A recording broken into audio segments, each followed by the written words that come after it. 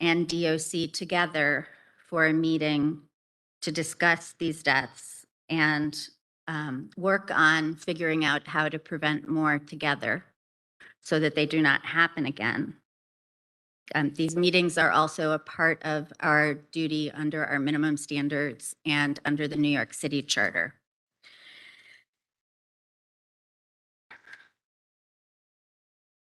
Next, the board expresses condolences for several deaths of department staff since our last meeting. They are retired Captain Robert Hands, retired Officer Thomas Constantino, Officer Carl Violet, retired Officer Henry Eggins Jr., retired Principal Administrative Associate Francis Skinner, retired Officer Jason Russell Hawkins Sr., and retired Officer Linda Singleton Robertson. Next, we'll turn to some basic census data. For this month, at the beginning of October, there were a total of 5,850 people in custody in our jails. 799 of them were in GRVC, and it should be noted because it's relevant to some of our discussion later on that approximately 500 of those people are general population, which means that they have not infracted or gone through due process hearing, and they are in regular general population housing. There were also 2,066 in AMKC, 0 in Bedford Hospital, 40 in, I'm sorry, Bedford Hospital. That was a mistake of mine. There are 40 people who were in Bellevue, 711 that were in EMTC, 260 in NIC, OBCC remains closed. Rosie's had 329. RNDC had 861. VCBC, the boat, had 710. And the West facility had 74.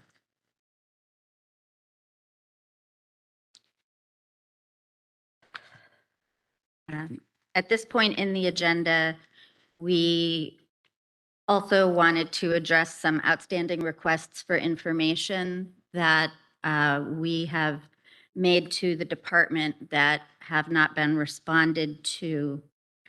And I turn to the board to see if any board members might want to say a word about that.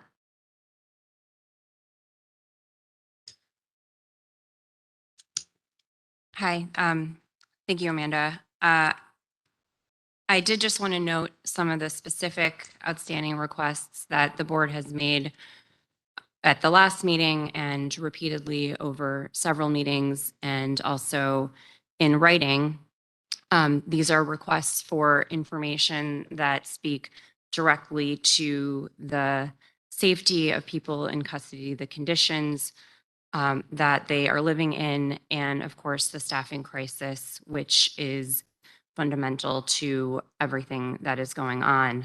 Some of the items, well, I'll back up. Last week, we did receive a partial reply from the department, but it left many of the questions unanswered. And so it's some of those unanswered or partially answered questions that I wanted to just go through and reiterate that this is information that the board is still expecting to receive and hopes to receive soon. Information including about recruitment and specifically the number of people who are going through the screening process, have taken the exam, have gone through the screening process, and the number of classes that the department expects to be taking on and the number of people who would be in those classes so that we can know what the staffing numbers are going to look like projected into the future, which is important for their ability to plan and fully staff the units. We also asked, of course, for the number of unstaffed posts by facility, by housing area, and there was no response to that request. We also asked for the number of officers in each facility working completed double shifts, partial triple shifts, and completed triples, and there was no response to that request. We also asked if the department had a target number for the number of suicide prevention aides, people in custody who help to make sure that people are safe and to prevent suicides, especially in the numbers that we have been seeing. There was no response to that, except we did receive a few pieces of information about the number of suicide prevention aides in one particular facility, but nothing that spoke to what the overall number was that the department needed. We also asked when the department would be bringing suicide prevention aides to the court, and we're told that that would be too much of an operational challenge, but they were prioritizing training for court staff. So not a specific plan with numbers and data, but just that this was a priority. We also, between this meeting and the last meeting, have not received any assurances that the department would inform the board about compassionate releases, which is a practice that is important and humane, but of course should not obscure any transparency with respect to people who are gravely ill and discharged from custody. So that is just some of the critical information that we have been asking for and have continued not to receive. And we're expecting to be able to talk to the department about today, but don't have the opportunity to do so. I'll also just note that it was on this same day that the department, that the board rather, received a request for a variance regarding the 7-hour lockout in GRVC. And it's in the context of not having any of that basic information about the conditions of the staff and safety measures taken to protect people in custody that the board was asked to approve 17-hour lock-in. So all of this together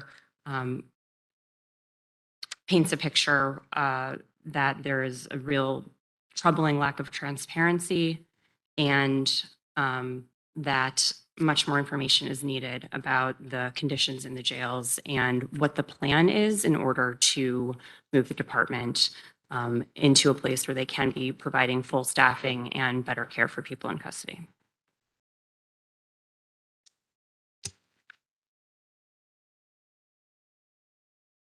Thank you, Freya.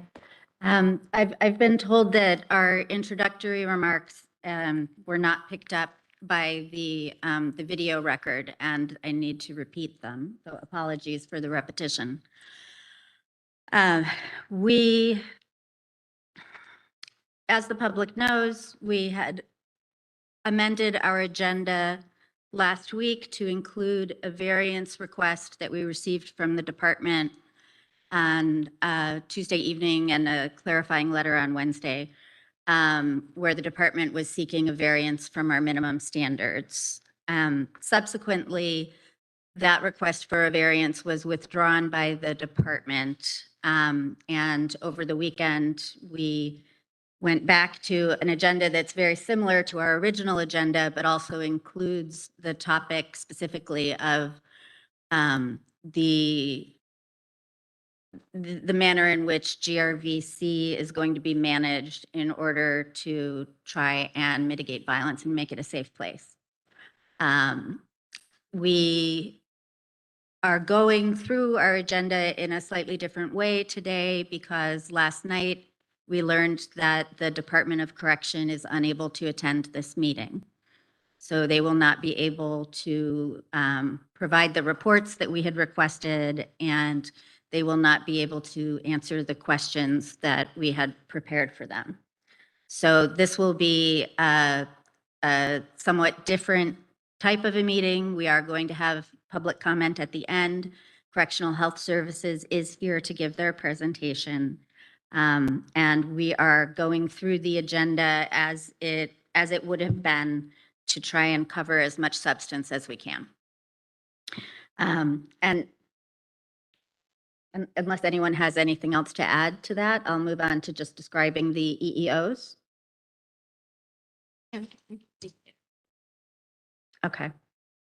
So at nearly every meeting, I go through a list of the current emergency executive orders that are in place and renewed every 5 days, which suspend some but not all of our minimum standards.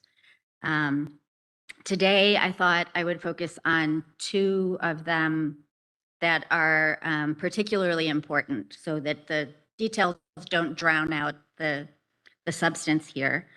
And I'll start by quoting our former board chair, who stated a year ago, "The board is deeply troubled by the administration's use of emergency executive orders to override the minimum standards. Emergency executive orders further diminish the board's ability to provide effective oversight and to protect people in custody and staff." So the 2 orders that I'm going to focus on are EEO 241 and EEO 279, both of the year 2021. So they were originally ordered by the previous administration, but as I said, they are renewable every 5 days. And they have been. The first, 241, was initially issued more than a year ago on September 15th of 2021. It declared a state of emergency because of excessive staff absenteeism and staff shortages, and it suspended minimum standards that relate to commingling of inmate populations, and allowed the department to commingle young adults in the ESH housing areas.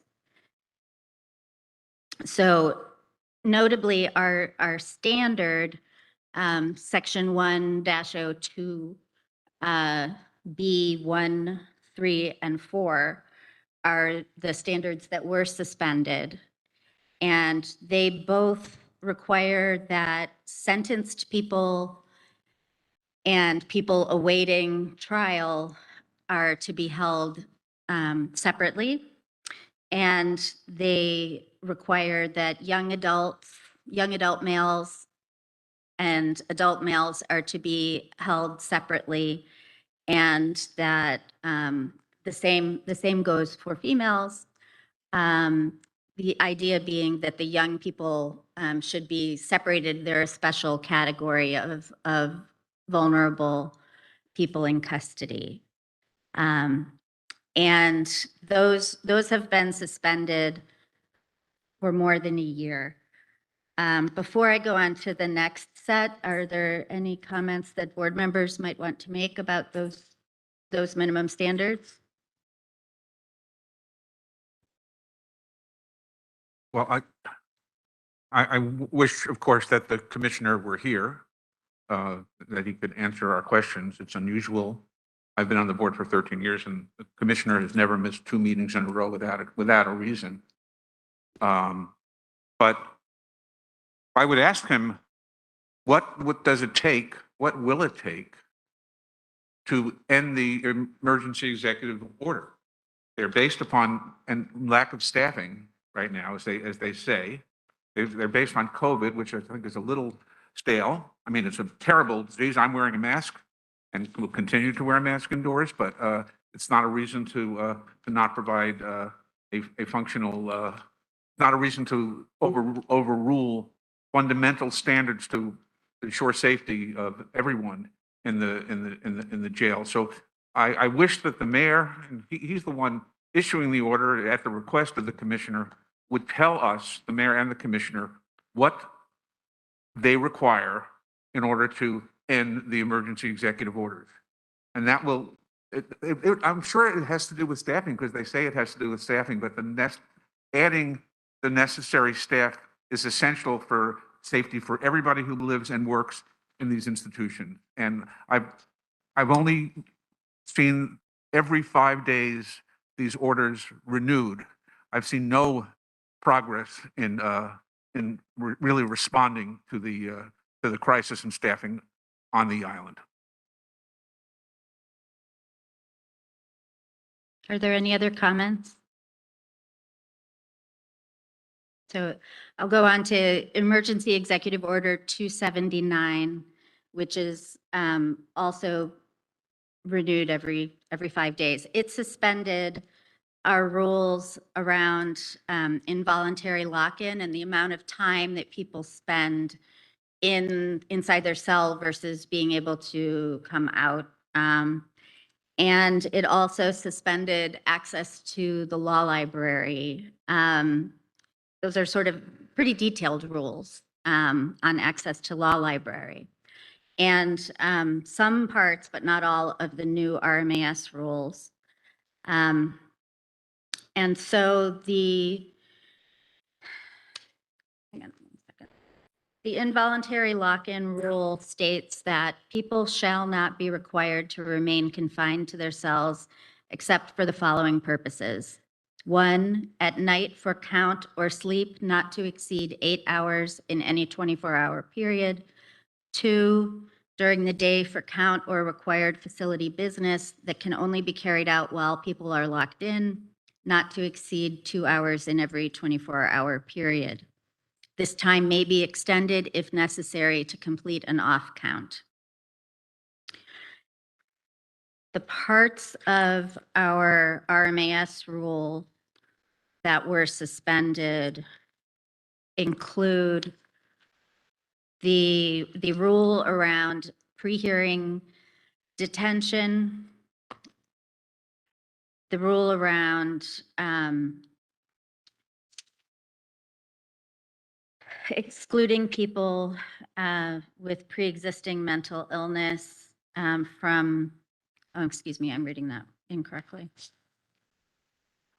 That was a mistake, apologies. The rule around case management processes, the rule that accounts for due process and procedural justice, including the section that provided for attorney representation, the part of the rule that established restorative rehabilitation units, and a part of the rule that has to do with the use of restraints that would have prohibited the use, would have very much restricted the use of restraint desks and non-individualized use decisions to use restraint desks to hold people.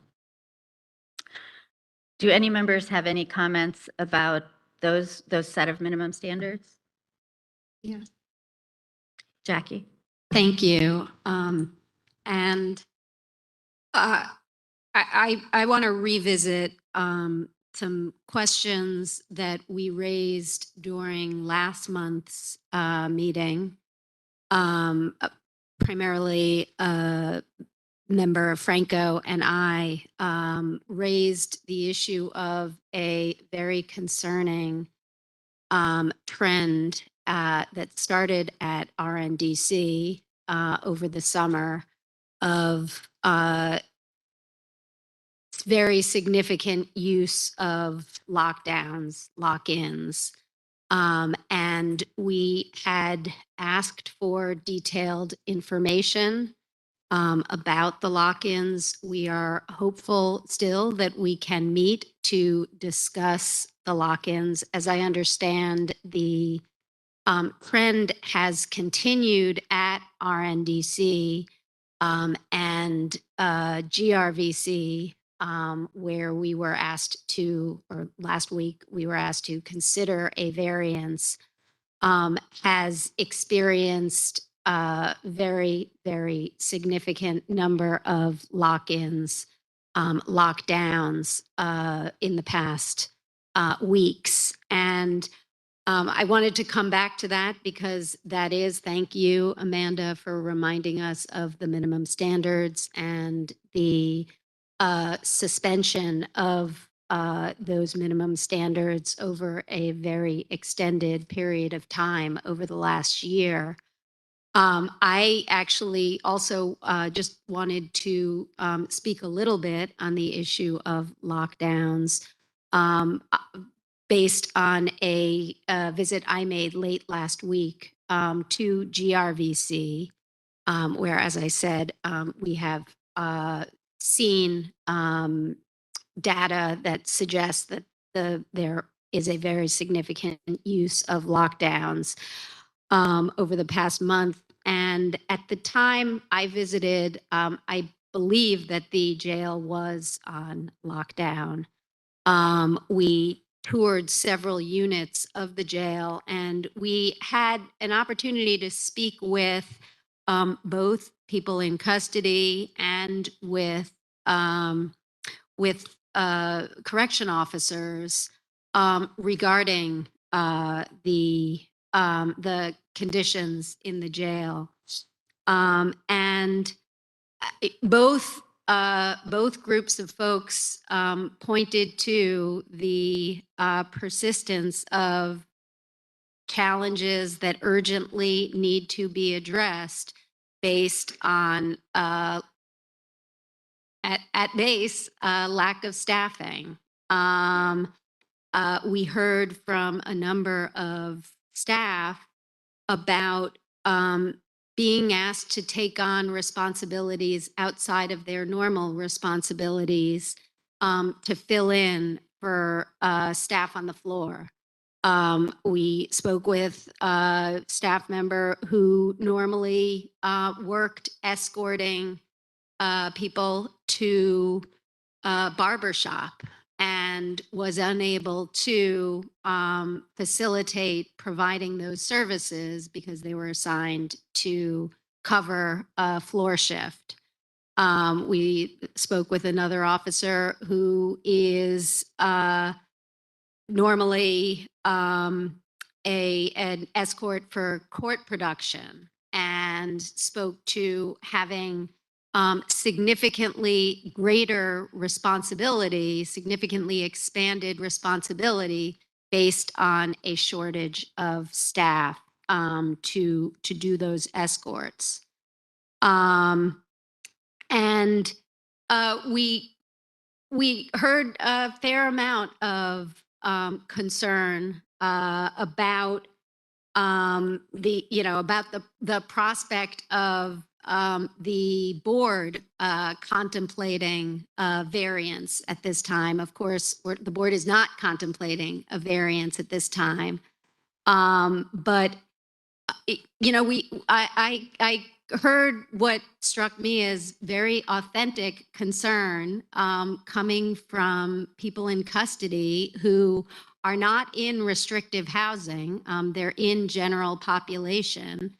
And they understand the minimum standards and understand the purpose behind them of creating a foundation in the jails that is safe for everyone involved and secure and provides for some very, very basic rights that we as a city, we as a board, other policymakers in the city have expressed as collective values. And I am very anxious to speak with the leadership from the Department of Correction to better understand both the plan for moving away from this use of lockdowns and also for ensuring that that there are minimum standards in the jails. Thank you. Thank you. At this point in the agenda, we're going to rearrange a bit and turn to the portion of the Amanda. agenda. Wait a second. Yes. Yeah, hi, Amanda and everyone. I wanted to expand on board member chairman's comments because I think she's really elevating the fact that these are the minimum standards. that we as a city have determined to be the least that we do in terms of humanity on behalf of those that we care about. And it's sad that we have to be talking just about trying to understand why we're not meeting those minimum standards. There's real impact by the use of lockdowns. We did talk about it at the last hearing, even though the commissioner was not available. We were hoping to get a further sense of what is the plan to allow particularly young people at RNDC, but now even at GRVC, to be able to partake of services that are essential for them to improve their lives. I mean, the young people that I talked about with this week are being excluded for opportunity to go to school when there's a lockdown, have no access to their family and loved ones, and just a full sense of isolation and neglect from their perspective by the Department of Corrections, us, and everyone in New York City. I mean, it's not a set of rules that don't have a real impact in the life of people day to day.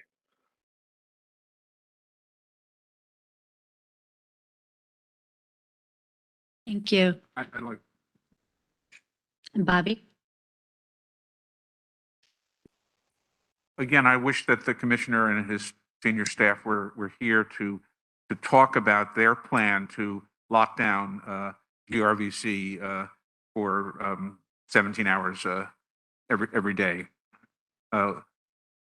Lockdown was one of the initial 16 standards in 1976 that the Board of Correction issued. They didn't come out of nowhere. They came out of extensive litigation in front of Judge Lasker at that time about the harm that was caused and the dangerous conditions in the city's jails because people were locked in their cells too many hours in the day. The department has a notion, which I completely support, which is that if the way to make a safe jail for everyone is to have extensive programming, everybody should be programmed every minute. Every commissioner has said that, and Commissioner Molina says that. So there's not people don't have time to get into trouble. But there'll be almost no programming in GRVC or RNDC given the proposed lockdown because there are no escorts to bring people to programming, and they'll require a lot more because people will be locked in. As Felipe said, being locked in has clinical consequences of loneliness and suicidality. And we have had too many people die. Too many people die because they couldn't stand it, and killed themselves in Rikers over the past 2 years. And this will make it worse. Again, we say we've had 3 more deaths this past month. 1 or 2 of them were suicidal.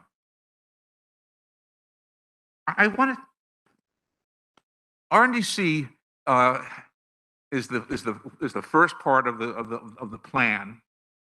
This is a special plan that the monitor and the commissioner have developed to forestall a receivership, and they have had some success in reducing violence in that facility. They've increased programming. They have increased staffing. They have 1 or 2 officers, and they have small housing units which have 15 or 20 people. And that's the way to run a young adult unit. GRVC, general population, has 50 people in housing areas, and if lucky, has a B officer on the floor. This is very dangerous for the people who work in the jail, and very dangerous for the people who live in the jail. And in GRVC, a number of years ago, and most of you are aware of this, I'm sure the correction officers here are well aware of it. The department attempted to do the same thing that it's trying to do now, which was to break up SRG concentrations in GRVC. And it was very difficult, and it led to a tremendous amount of violence, and it was not successful at that time because it is a very difficult process. You endorse it. It's very important to COBA. I endorse it. It's very important to me. And I think the whole board and the commissioner agrees with it. But it's not something you can just say and do. If you do not have the sufficient staff to do a process of desegregating, DSRGing these housing areas, you will be essentially initiating a gang war in GRVC, and that's what happened. That is what has happened in the past 2 weeks.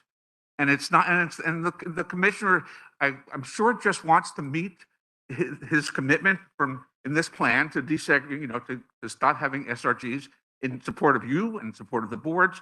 But you can't just do it by saying it, and it's causing chaos. And his response is to say, well, now we'll just lock everybody down. I wish he could be here to respond to this.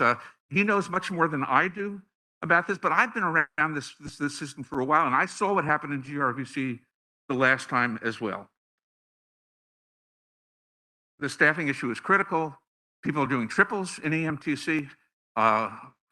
Most places had doubles. Most areas, people were staffed by people who were doing doubles. You're working too hard, and it's not acceptable. And you're not going to be able to. You're just not there. It's going to hurt you, and it hurts your families, and it does not provide a safe environment for the people living there.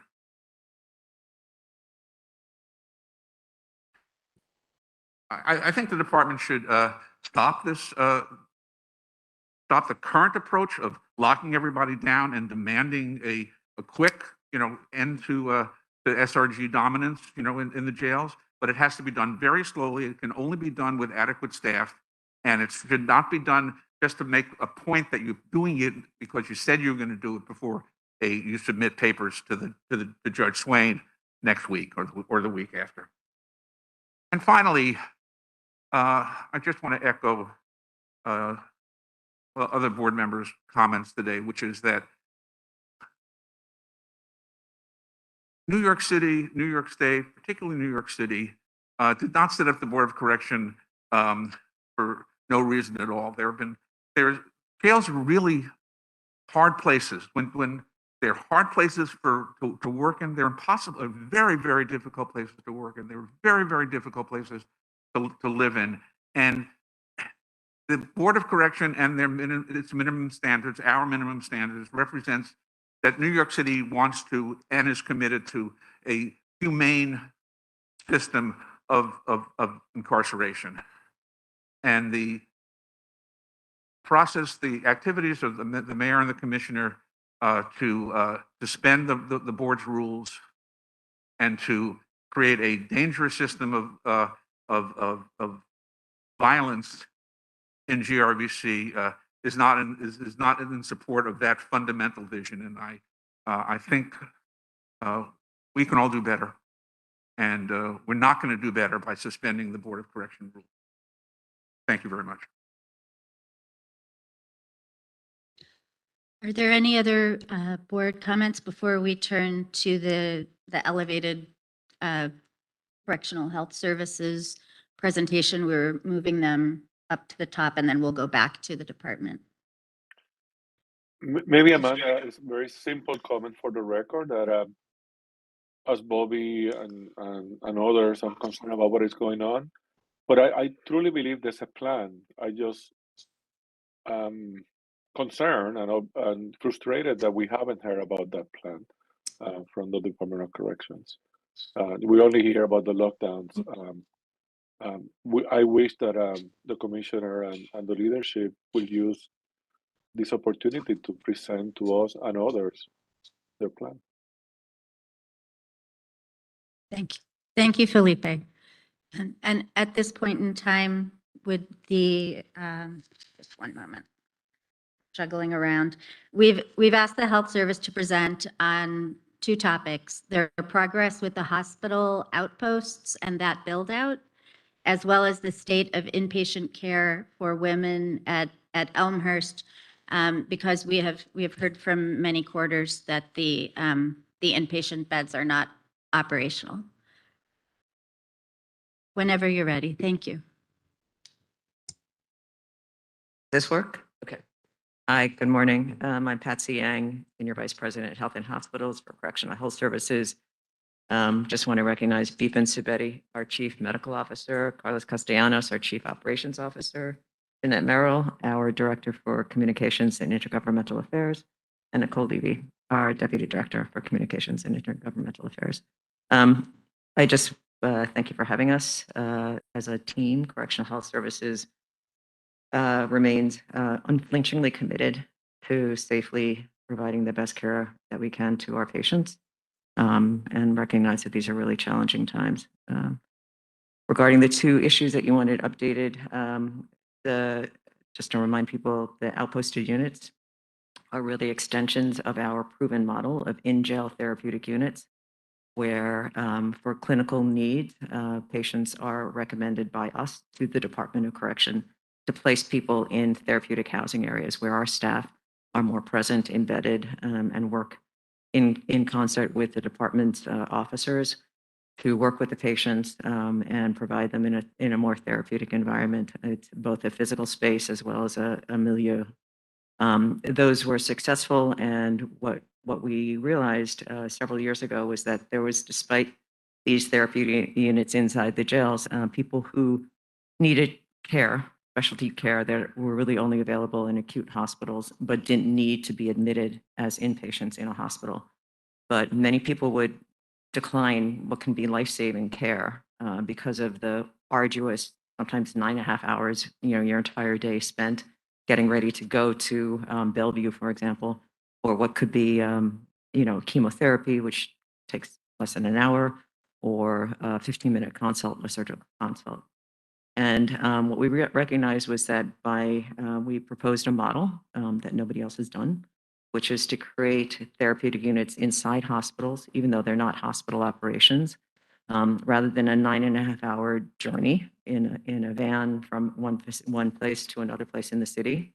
You're merely an elevator or ride away if the specialist doesn't actually come to your unit, come to you. So we're really excited about that. The proposal was approved several years ago, and construction has begun in several of the places. The sites that are approved, were approved for renovation, are Bellevue Hospital, followed by Woodhull Hospital in Brooklyn, and followed finally by North Central Bronx in the Bronx. They are proposed to be opened in 23, 24, and 25. With a total of roughly about 350, 360 beds, of course, subject to design. The work at Bellevue in particular is ongoing. It is moving at a pace. The initial idea had been for that unit to open in April of this coming year. There are some design issues that have been raised since by the department that need to be considered, and we continue to work and hope that these units really can open as close to schedule as possible. These would provide, in our view, a therapeutic unit, an environment for people who are some of our most fragile patients on the island, would help decant the island, and would certainly, we believe, improve access to care and increase patient participation in, again, what we think is life-saving care. Okay. The second question that you had was about inpatient mental health care, I think, for women. Elmhurst Hospital is our specialty and inpatient partner within Health and Hospitals for females. And just around the time of COVID, New York City being the epicenter, and Queens in particular, including Rikers, but Elmhurst Hospital in particular, needed space. And there were efforts, as has been in the past, to move some of the patients we had at that point in time, I think one or two women in the psych unit at the forensic psych unit at Elmhurst, to a state facility, thereby opening up an entire unit for COVID surge, which Elmhurst needed. There were also some issues that were being dealt with in terms of construction to bring that unit up to code since it was empty after the first wave. The unit is about ready to open. Elmhurst is eager to open it, as are we. we're working with the department, which needs to staff it, recognizing that they have challenges on that front. And so in the meantime, we continue to work DHS very closely with our partner Elmhurst and with the State Office of Mental Health to deal patient by patient, case by case, to find an accommodation for women who need acute psych inpatient admission.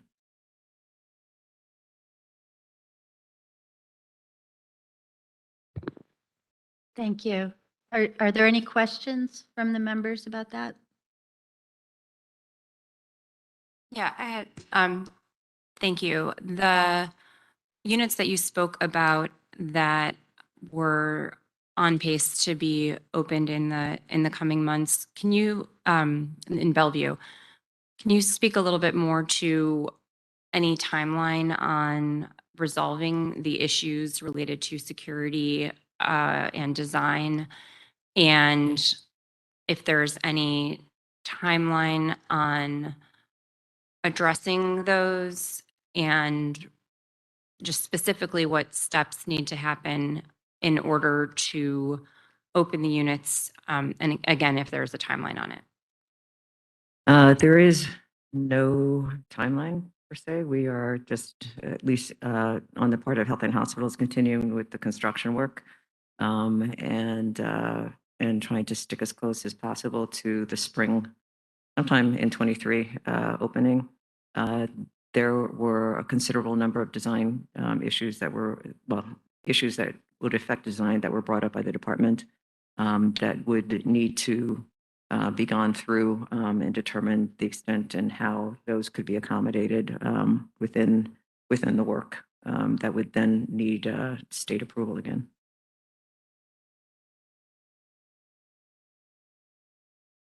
And in terms of the patients that would be in these units, what types of units are they in now while at Rikers? Right. These are, the beds would be for, at this point, for Bellevue for men. Many of them are in our infirmary right now at NIC, which people know what that facility looks like. They're not just medical, but certainly a lot of them would be in the infirmary. It would also accommodate mental health patients, substance use needs, but really comorbid people who really need some of the care that's available medically in the hospital, as well as some of the psychiatric patients, the mental health patients who, again, don't need inpatient admission, but could probably be better managed and handled and do well in a community facility rather than on Rikers.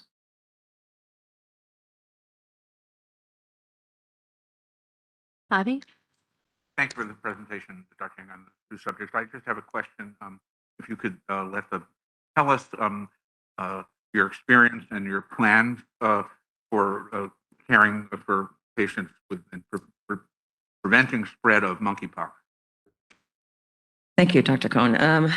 We are very relieved and fortunate to be able to tell you that so far we have not had a positive case of MPV in the jails.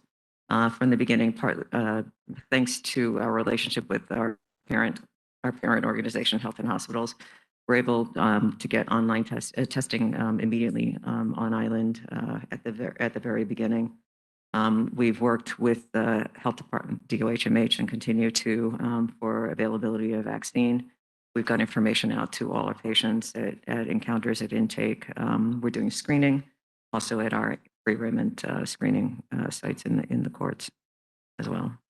So people who are of level of suspicion, we can test.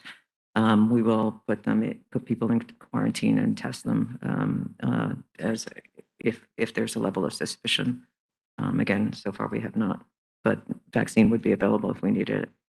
The demand for prophylactic preventive has really been non-existent, really very low. Thank you. And we're offering flu vaccine and COVID boosters and bivalent. And our staff are trained to do intradermal if MPV becomes a need. Thank you. And I see Mr. Sampson's hand is raised.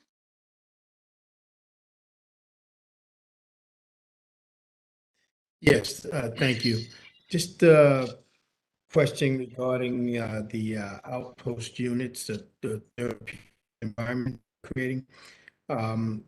With respect to your conversations with the department on staffing, where are you? Could you just elaborate a little bit more on where are you and your confidence on your staffing levels to hit your timelines? I think in terms of correctional health services, what we envision is essentially a lot of our staff will move with those patients. These are patients who are currently in custody and would be moved into a more therapeutic and a safer environment for clinically safer for them. I can't speak to the department staffing of these units. I apologize for that.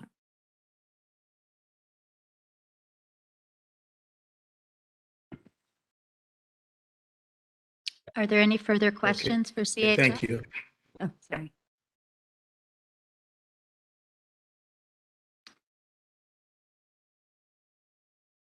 If there are no further questions for CHS, we can move back to the parts of our agenda that pertain to the Department of Correction. Okay. So I just want to flag for the members and the public, what we have left is the department's plan to reduce violence, including GRVC, a presentation on staff absenteeism and discipline numbers, and then a presentation on programs. And so I'm turning it over to Julio for those. Good morning. Oops. Yep. Good morning. Good morning again. So again, I think it's just important to reiterate, what Bobby said about it's unprecedented for a commissioner to miss 2 meetings back to back. And I'm just, it just raises a lot of questions for us as far as planning is concerned and why we can't get some answers today. So we have asked the department to prepare presentations on a few topics for today. We will start with the commissioner's plan for violence reduction. As the public is aware, the commissioner posed a request for a variance from our lock-in standards so that GRVC, general population, people in custody, could have their out-of-cell time reduced from 14 hours to 7 hours. Although that request had been withdrawn, DOC still has the authority under a mayoral EEO to override that minimum standard. And so the department says it will be locking people in for 17 hours a day at GRVC. We have asked the commissioner to present today an articulation of his overall plan to reduce violence and to make jail safe, and also his plan for GRVC. I wanted to ask that for the commissioner. The commissioner is not here. So let me just go to board members. If we have any questions? Not that we could ask the department any questions, but if we have any comments. I just have a comment. I think it's very, very important that we do have the opportunity very quickly to speak with the commissioner in a public setting. This is not something that's going to wait a month or two. There are going to be serious consequences of the lock-in policy and the rapid the SRG segregated, So we really should hear about that, and I really think we should meet in the next week publicly with a special meeting of the Board of Correction to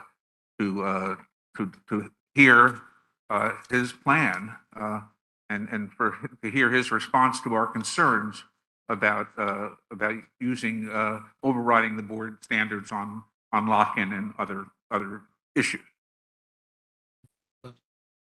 Any other comments?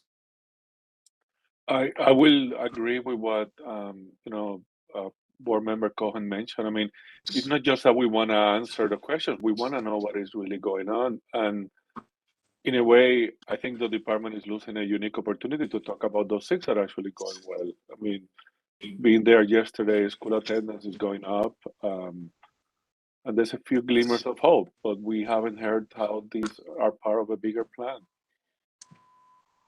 And we only get to hear, like Ramos knows, about good stuff really late in the day or in the game. So I think the the department and the commissioner losing the opportunity to also present some of their efforts and initiatives. Thank you, Philip. Any other comments? Yeah, I would just like to reiterate that in addition to expressing concerns, we really do need information and the public needs information about what the plan is if they are going ahead to do this anyway. The request to the board was for a variance for 6 months, which is a very, very long time. And to not know what specific measures they would be taking in order to address the crisis that's leading them to take this very extreme measure is really concerning, and that information is critical. And so for that reason, to have the opportunity to talk to the department about this and to understand this plan and have them share it and be transparent is really critical. Thank you. Any other comments? All right. Staff absenteeism and discipline numbers. Moving on to the next agenda item, we have asked the commissioner to present on staff absenteeism and discipline numbers. This is an opportunity for the commission to explain its progress. We've heard so much about not having B officers and doubles and triples. Our concern is we don't want to see officer burnout as well. So commissioner's not here to answer the question. Any comments?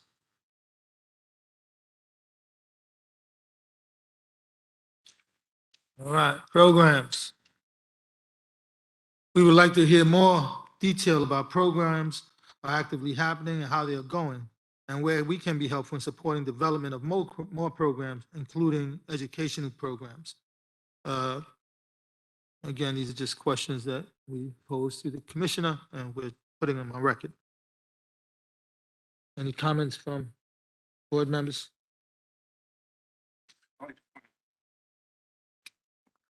Comment that in GRVC right now, there have been essentially for the past week, not just 7-hour-a-day lockdowns, there have been close to full lockdowns in many housing areas, and programs are. I would like to hear how you can provide programming in that kind of setting, given the importance of trying to minimize idleness in the jail for everybody.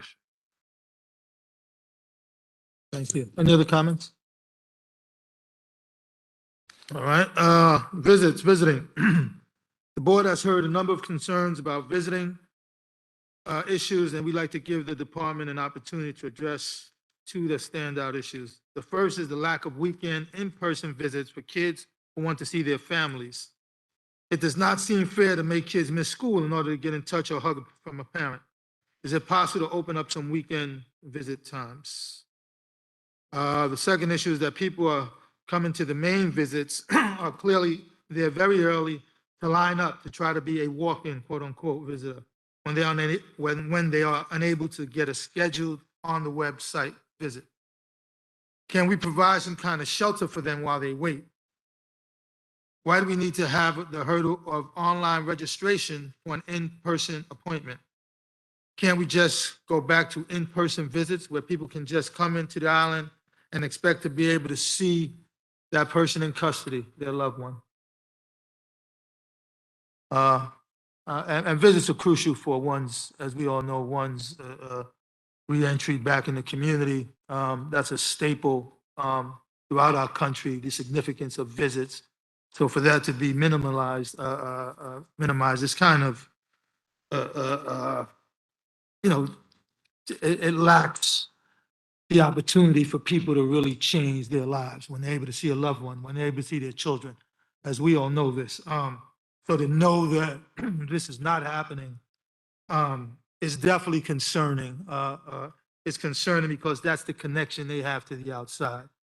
So I do hope there can be some changes made to the visiting process where people can see their loved ones, can see their children, and folk don't have to go out and wait in the rain or just try to get in and show up at 6 in the morning, and hopefully they can get a walk-in visit. So hopefully there'll be some changes to that. Any comments from, yes? Yeah, I'd just like to follow up and sort of underscore the point, certainly with respect to all visitation, and in particular with respect to children visiting their parents while their parents are in custody, especially children who are involved in the city's child welfare services, foster care services. It is crucially important for children to be able to visit in person with their loved ones, with their family members, and not to have to miss school in order to do that. It's crucially important that they be able to remain in school. And I hope that we're able to work with the department, with other stakeholders to ensure that those visits can happen regularly outside of school hours. Thank you. Any other comments? I'll move it to Amanda. Thank you. So the last item on our agenda, unless folks have something else to add after I finish reading this, is the violence data and the information about what's been going on with violence indicators. After that, we will have the public comment.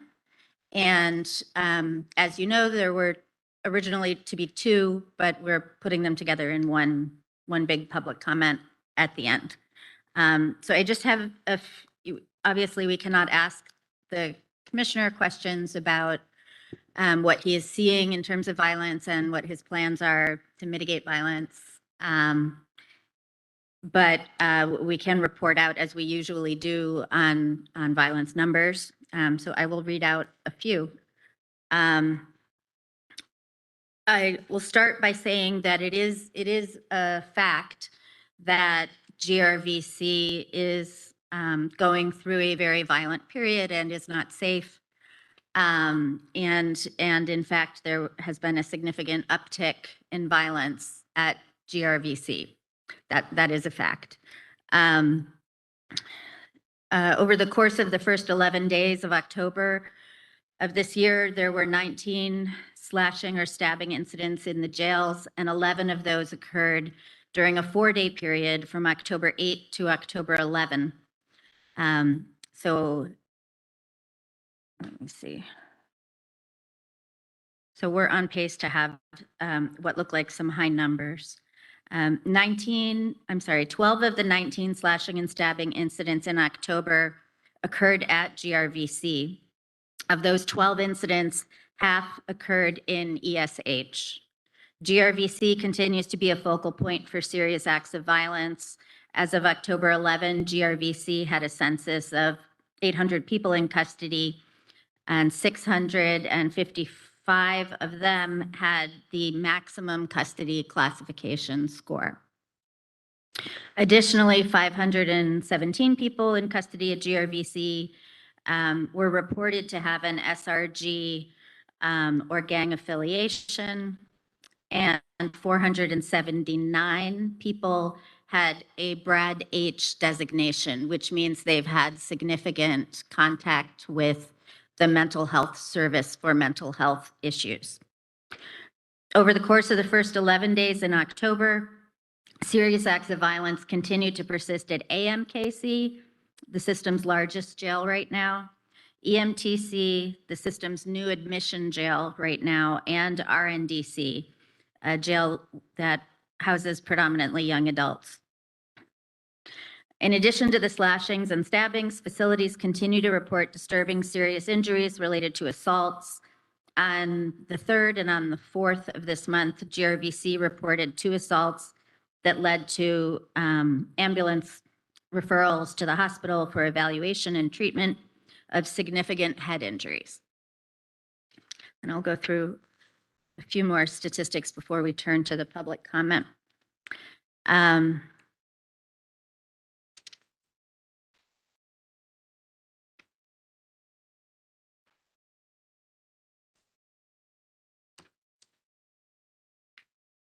And these are statistics that will be available on on our website after the meeting among the materials. It's a similar slide deck to what we presented at the last meeting. I think much of this is a bit repetitive. So I point to the fact that you can find this data on the website, and the final information that I'll impart is that the total number of weapons recovered in the first 8 months of 22 was 4,000. Excuse me.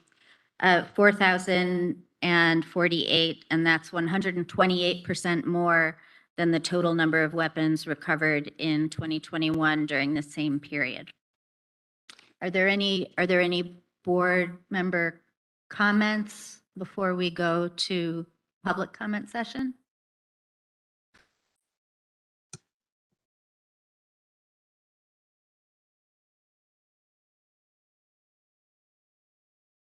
It's the public comment section. We will now turn to hear public comment.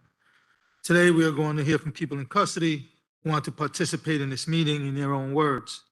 We will play these statements first, then turn to the regular comment period. Denise will set up the recordings for us.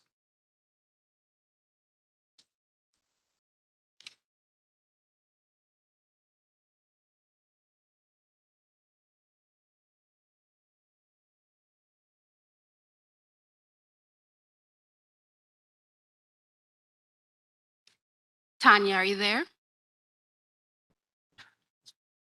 Yes, I'm here. Unfortunately, the volume went down. I couldn't hear anything for a while.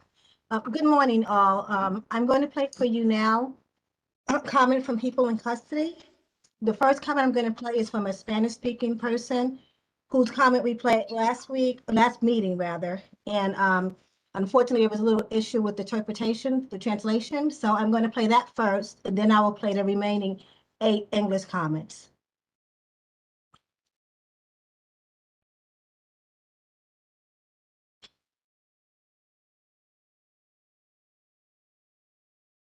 Mi experiencia, yo tengo 4 meses aquí de experiencia en la Correctional del voto. Estoy aquí viendo los servicios. Bien, la única parte es que el control del penal aquí está a manos de los reclusos, ¿entiendes? No es posible que aquí haya 4 teléfonos y solamente uno puede usar uno solo, y los 3 son de la ganga. Tenemos que esperar a veces 3 horas para poder hacer una llamadita. Mientras tanto, los 2 teléfonos están sin usar porque yo le dan su gana, ¿me entienden? Y así como muchos servicios, como el servicio de pantry. Aquí están muchas frutas, muchas cosas, y ellos dan lo que quieren. Entonces, los oficiales aquí, todo el mundo ve lo que está pasando, ¿me entienden? Y no hacen nada. Incluso si una persona mayor viene aquí, se burlan los reclusos, ¿me entienden? Y uno tiene miedo de eso, que uno tiene que hacer lo que ellos quieran, ¿me entienden? Lo que le dé su gana, uno tiene que hacer. Porque aquí hay cámaras y se ve todo.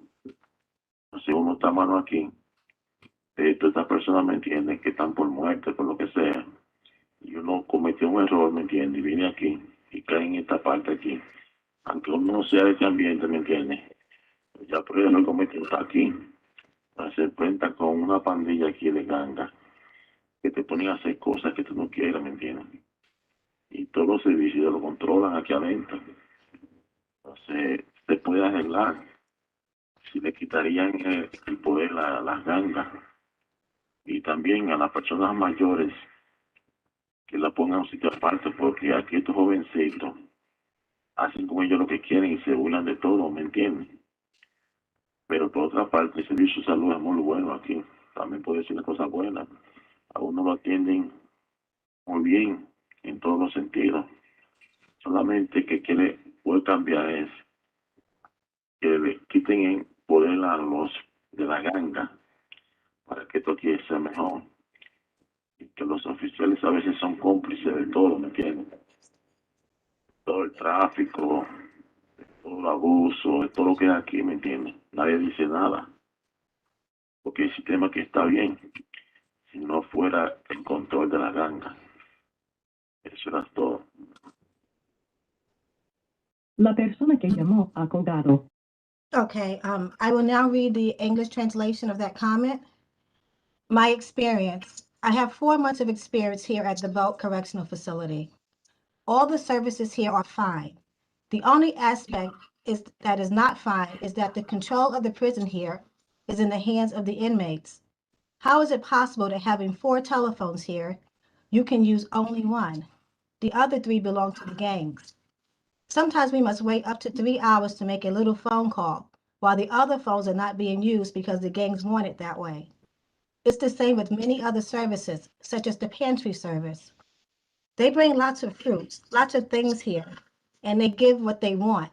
The officers here, everybody sees what's going on, and they don't do anything. If older people come here, the inmates mock them. You're afraid of what they do, so you must do what they want. You must do whatever they want because there are cameras here and everything can be seen. You are at the mercy of all these people who are here for murder, for whatever reason. You made a mistake. You come here and you fall into this place here. Even if you do not belong to this environment, you are already here because of a mistake you made. Here you must deal with a gang of gangsters who make you do things you do not want to do. They control all the services in here. This could be fixed by taking power away from the gangs. Also, older people should be moved to a separate place because these youngsters here do what they want with them and mock everyone. On the other hand, healthcare is very good here. I can also mention the good things. They take care of you very well in every way. The only thing I would like to change is to take the power away from the gangs, which would improve the situation here. The officers are sometimes accomplices to everything, to all the traffic, to all the abuse, to everything that goes on here. Nobody says anything. Because the system here would be fine were it not for the gangs being in control. That was it. And that's the end of the comment from the Spanish-speaking person in custody. I will now play the English comments.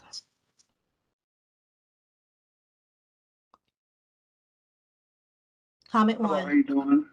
I'm calling. I'm in AMKC, C95, and when they come to search the inmates in the domes, they take us in the bathroom. We can check the camera, hands behind our head, on top of our head, or behind our neck, whatever. Take us in the bathroom, and they strip search us in the bathroom. They're not supposed to do that. That's in the director. And also, when they strip search in the bathroom, you have other inmates and other officers looking at you while you strip search. You know, you undressing, taking your clothes off. That's not right. And after you take all your clothes off, they make you turn around and squat, bend down. Like you bend down like in a bucket, turn around. And you turn around, your face is literally in the toilet because they search you in between the toilets. That's not supposed to do that. That's nasty. That's dirty, unhygienic, and everything. They put the searchers in the door. They supposed to bring up the dividers. And they go between the divider like it's a curtain. You go between that with a one-on-one officer, with a captain or someone, you know, observing the search. Other than that, you have the searchers in the bathroom. They need to stop that because it's not real. It's not healthy. Searchers in the bathroom, other inmates see each other. That's not good. That's a form of sexual harassment, sexual assault, and everything else. And then they got to turn around until you turn around and reach down in the toilet. When you turn around and bend down, you know, it's squat. What else? You literally have your face in the toilet. It's no good. And they started trying to put chairs in the bathroom to put on top of the toilet. It's still disgusting. And you just stop that. Thank you. Comment 2. This complaint is for Rose M. Singer Center. The non-paper testimony problem that we have with the civilian cook there is at this facility who's constantly taking some of the food and stuff that haven't been talked about donated to her church, like the bottoms of grape juice that belong to the Jewish community for Friday and Saturday services. And when we file complaints against her, she retaliates by having people fired from their jobs or removed because she has So it's an ongoing problem with the food services that we're having. We are trying everything possibly here to get her removed from this facility because she's not working in good faith and helping us. And then she'll use captains who she provides stuff to retaliate against us. And this is an ongoing problem that needs to be fixed immediately. Complaints are that help it, but the public needs to know that we're being abused with civilian cook in charge of Cool Rose and Singer Center.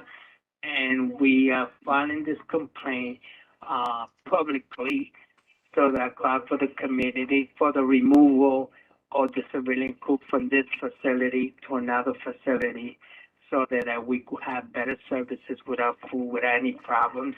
Because sometimes she's not even feeding the new admissions that come in. Think about she don't give a shit about the new admissions and don't even feed them. So there's a lot of problems with the food since she's been here, and we need this fixed as soon as possible. And the public needs to know this, that this creates another problem amongst us. Thank you. Number 3. Hello, good morning. How you doing? This is for the Board of Corrections, all right? My name is Dwayne Singleton. That's spelled D-W-A-Y-N-E. Last name Singleton, S-I-N-G-L-E-T-O-N. I did speak to Ms. Glover the other day, and I hope that you get this message. Today is 9/16/2022, approximately 5:30 a.m. Sorry to be calling so early. That's the way it is.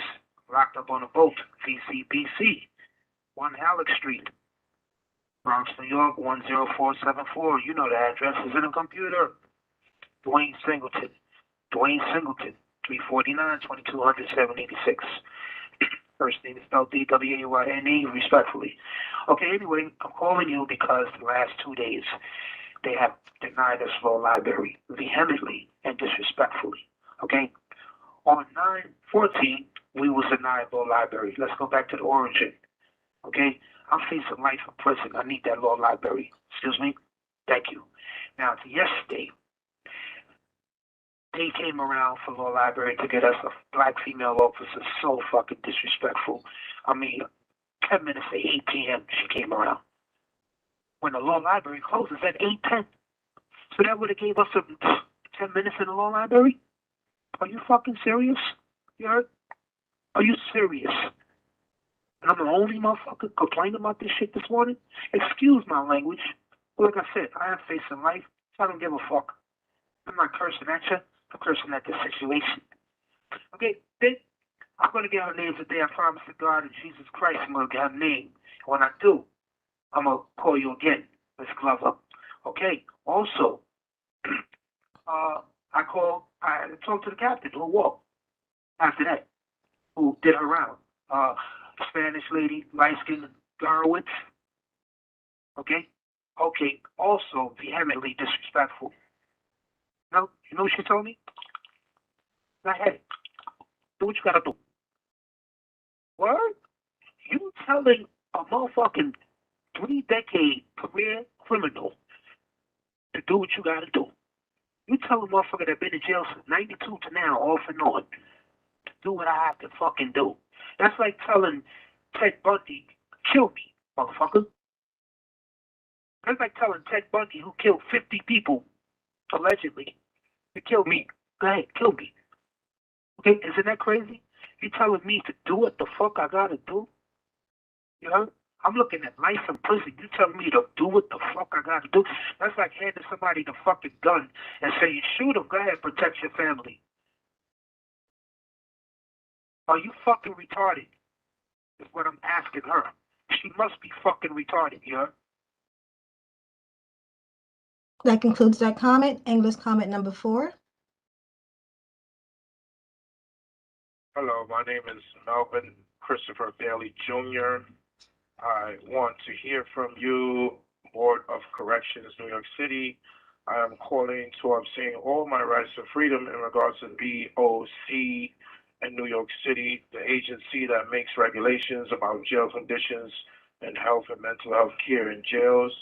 I have created a hip hop rap therapy called Rap Your Way to Heaven, Rap My Way to Heaven, as well as it's impossible to keep God locked in a cell.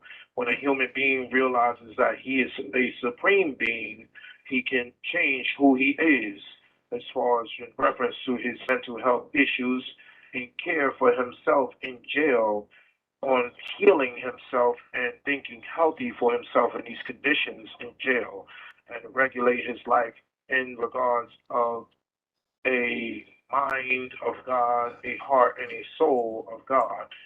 Just yesterday, I ran past God. He was asking me what makes me do that. I started to tell him as a neonate agent that the city has bestowed great favors upon me in the name of Allah subhanahu wa ta'ala and Prophet Muhammad sallallahu alayhi wa sallam. I am also a Sufi sheikh here to correct the silly stuff in the Department of Corrections. So this custody that I'm in became not only my place of arrangements for knowledge, wisdom, and understanding, but also a place that I was able to look closely at myself and say, today I must change in custody. I am not only a person, I'm a pope. I'm not only a pope, I'm a priest. I'm not only a priest, I'm a prophet. I'm a messenger. I'm an angel. These are the faces that I show, a face of God, a face off and a face on a face and a face for a face. You know, and I am his face, and he is I, and I definitely am him. So publicly, I'm saying, you know, freedom is not private, freedom is public. Freedom is not private, freedom is public. Freedom is not private, freedom is public. You know, this is my new logo, my sign, and respectfully, humbly on God, respectfully, humbly on God, respectfully, humbly on God is my other sign. My other signs are, you know, the BUM movement, which is Black Universal Movement. Black Universal Movement. The BUM movement, which is a Black Universal Movement. You are religion, like you are the religion. You are religion. I'm dedicated to these, you know, ideas that I have. I'm just trying to tell you and communicate with you so you're aware, you know, I am one that's, you know, of reality and consciousness, and I'm trying to That concludes comment 4. Comment 5 is next. Hi, my name is Abraham Palazzo. I've been incarcerated since December of 2021. I have a hernia, which I came in with. And as of yet, I've been locked up for 8 months. And as of yet, I have not seen or heard from a doctor. They said they had me for a surgery. And as of yet, I have not gone on to a surgery. I have extreme pain in my stomach. And I don't have no type of strap support of anything for my testicles to hold my testicles up, because when I cough, it comes out. So I would greatly appreciate it if you could please try and help me out with this situation. Thank you once again. My name is Abraham Colanzo, booking case 349-21-03782. Thank you for your time and concern on this matter. Bye. Comment 6. Hi, I'm an inmate here at Rikers Island with 3 remaining numbers. What's up with the tablets? We should be getting the tablets soon. But obviously, we're supposed to be getting the tablets at the beginning of September. You know, that'd be very nice if we could get the tablets back and our jails again. You know, as it does help support with our rehabilitation. Before we get back out in the community, you know, the tablets really did help out with our experience and everything. So, you guys can please help get those tablets back as soon as possible. We're supposed to get them at what happened? We're supposed to get them at the beginning of September, but we still don't have it yet. So the sooner the better. Thank you for taking the time to listen to my comments.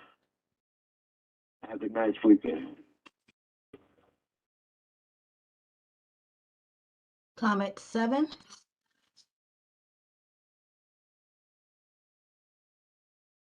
My name is Kikiano Lloyd. I'm calling due to the simple fact that I have a no spray, no shield chemical agent. And on September 14th, 15th, and 16th, there was a fight with numerous inmates. I showed the officer the paperwork and they still sprayed me, and I had a bad chemical imbalance from the spray. I had to go to the hospital. This has been going on. We had no officers on our unit, 3 East, South. We had no officers. The care of the unit is unhealthy and unsafe. The kitchen has mold on the ceiling. The food and everything was turned upside down in the cart. The hazard of the living quarters of this unit is unhealthy. They also moved 28 women compared to 1 inmate who was an MO. They have trainees, transgenders living with us, and most of the men that live with us are not transgenders. And I don't think it's right that they're allowed to be men allowed to live with the women and sexually harass us and get to look at our body physically. Please, it's very imperative that someone investigates Rose and Singer. The women are being mistreated, and we have voices, and we need help. Please help us. It's very imperative, and it's not fair to us that we don't have an officer on our unit, and it's unsafe, and our lives are in danger. Our last comment.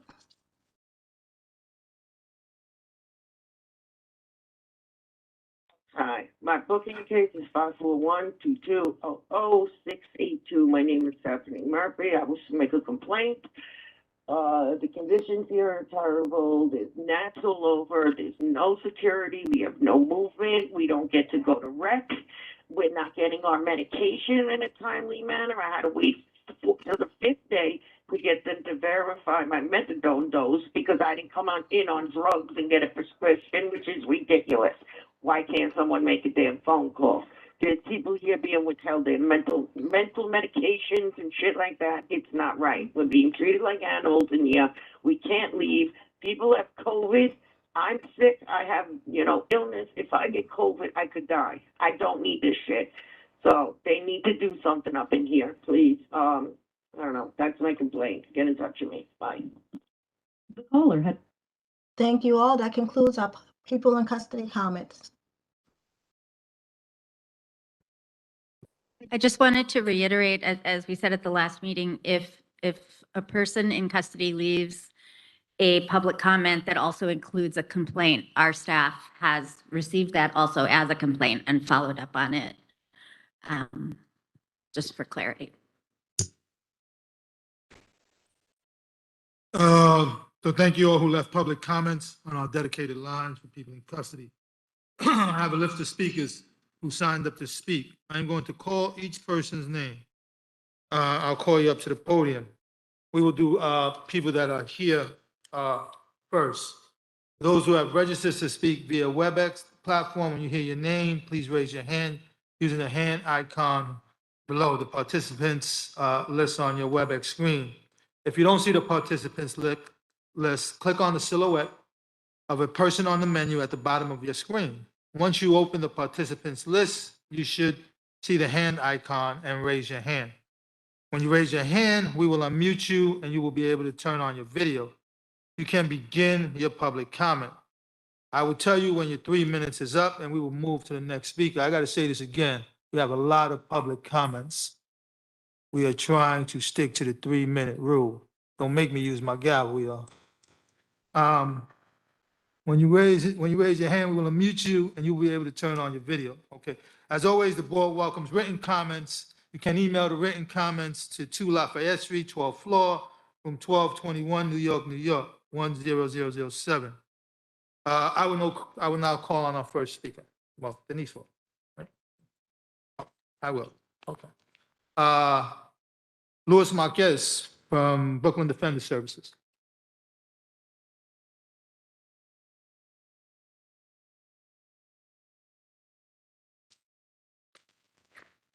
Thank you for the opportunity to comment today. My name is Lucas Marquez from Brooklyn Defender Services.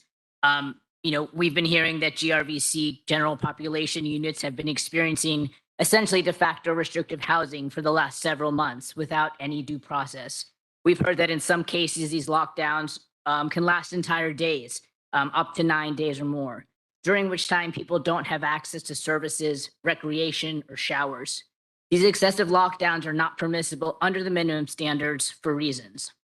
For example, AMKC has over twice the population of GRVC, but GRVC has nearly the same number of missed medical appointments for the reasons of no escorts, lockdown, and alarms. People are missing their medical and mental health care, and these frequent delays are causing cancellations in meetings with their defense staff. DOC has failed to ensure that lockdowns will not interfere with production to specialty medical clinics, appointments, and surgeries. They failed to provide a process or any record keeping for ensuring that people who miss clinic appointments are taken shortly thereafter to CHS. DOC has failed to provide access to commissary services, recreation, visits, showers during the limited amount of time that people are out of their cells. And DOC is not here to explain whether there will be officers available to address and respond to the needs of the people that are in their cell involuntarily. In short, if DOC claims they cannot safely house people in general population units in accordance with the minimum standards, then DOC should work with stakeholders to reduce the jail population. This includes the 449 people served city sentences under the 6A program. They should be doing this and reducing the jail population instead of placing an entire facility in restricted housing. Thank you. Thank you. Reginald Fisher from COBA.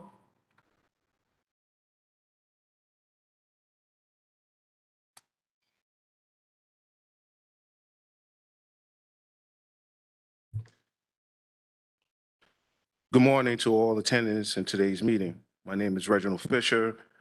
I'm a correction officer and a COBA delegate currently working in the largest facility on Rikers Island. Like myself, all officers are tasked with providing care, custody, and control of the detainees within the facilities. For over 8 years, Rikers Island has been treated like a foreclosed property. This board and elected officials hold the officers accountable for their actions, but isn't it the same very board's job and elected officials to hold same officials to ensure that everyone is safe and held accountable for their actions? We are tasked to provide a safe environment for all that are charged, detained for the crimes such as murder, attempted murder, burglary, robbery, assaults, weapons, possessions, controlled substances, rape, sexual assaults, and other crimes in New York City. I ask, how can this be possible for the men and women who put their lives on the line every day for the city of New York to adequately do their job within the facilities for non-working cells in our housing areas? How do you not hold the highly assaulted detainees accountable for assault on uniform and non-uniform staff, including other detainees, when the numbers given to this very board countless times, we finally get a commissioner whom you want to hold everyone accountable. However, when it comes to the violent gang-affiliated detainees, creating these atrocious and vicious assaults on human life, shouldn't there be any consequences for them? Restricted housing is not a barbaric or inhumane living condition. This is a vital tool to take back control of the situation. The same way, if you commit a crime in New York City, you're taken out of these free roaming society and to be placed in a restricted area in Rikers Island. I've listened for years to some of the members on this board complain about the violence taking place in the facilities, but I'm yet to hear a solution to combat it. So when the Commissioner Molina tries to put in place a solution, this board and elected officials are shooting it down before it even sees if it works or not.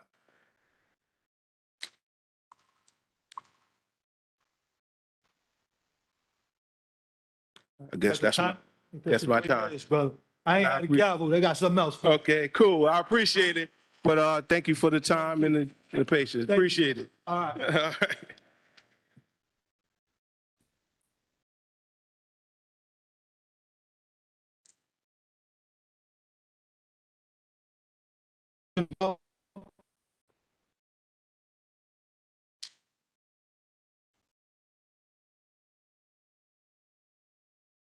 Good morning. Officer Bell, RNDC, 17 years. As I sat through and listened to everything that was said this morning, I know y'all centralized everything primarily on GRVC. I'm not in GRVC, but I do have an understanding of GRVC. One problem that we're having when we're talking security and when we're talking decreasing violence, you must have mechanisms in place to secure inmates. These cells have been antiquated for years. These inmates are allowed to just open cells at their leisure. So when you make reference to 50 people being in a housing area with 1 or 2 officers, maybe it's basically a house running itself. You're asking an officer to protect, to serve, and care for 50 people, but at the same time, it's still 1 person to 50 people. Predicated on the charges, predicated on the reasons that they're there, determines the type of guy that we're actually dealing with. I heard the young lady, Miss Amanda, mention that GRVC is a high classification building. That's not by mistake. These inmates actually gear themselves up to get high classifications to be in a particular area in which they want to be in. So now you're talking law enforcement officers who are coming with a peaceful position but have a job to do, but now have to deal with 50 people at any given time, can turn on their fellow inmate or turn on that officer. So when we talk punitive segregation, I bear witness to punitive segregation in RNDC up to 2015 when they closed it down for the young adults. I have to be honest, many of those inmates literally wrote letters of thank you for allowing me to be in punitive segregation because it preserved my life. So it actually turned into a second form of punitive PC, protective custody. Now, punitive segregation is something that I strongly believe has to be in place because it's just like in the streets when these guys are incarcerated for charges that is said that they have committed. We know they're not guilty until proven innocent, how that goes. But when they come inside this system, we still have to protect them and make sure that we preserve their lives to go back home. So if you have a more aggressive inmate who's known to be violent in the street and continues to be violent here where he's supposed to be rehabilitated, we still have to protect these other individuals from those type of individuals. So if you take that mechanism away from us, then you're gonna have chaos, which we already have, and you're gonna have lawlessness, which is already taking place in the street. Jail was designed, from my understanding, to be a place where you take people out of a functioning society, a society in which people can coexist, and keep them away for a period until they learn a lesson to send them back out rehabilitated to actually be able to coexist with other human beings. If that's not happening in the streets and it's not happening in jail, the question is, where does it happen? Punitive segregation is a must. Thank you. Thank you.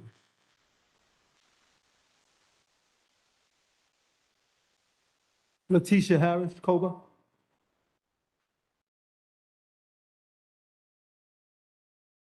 Good morning.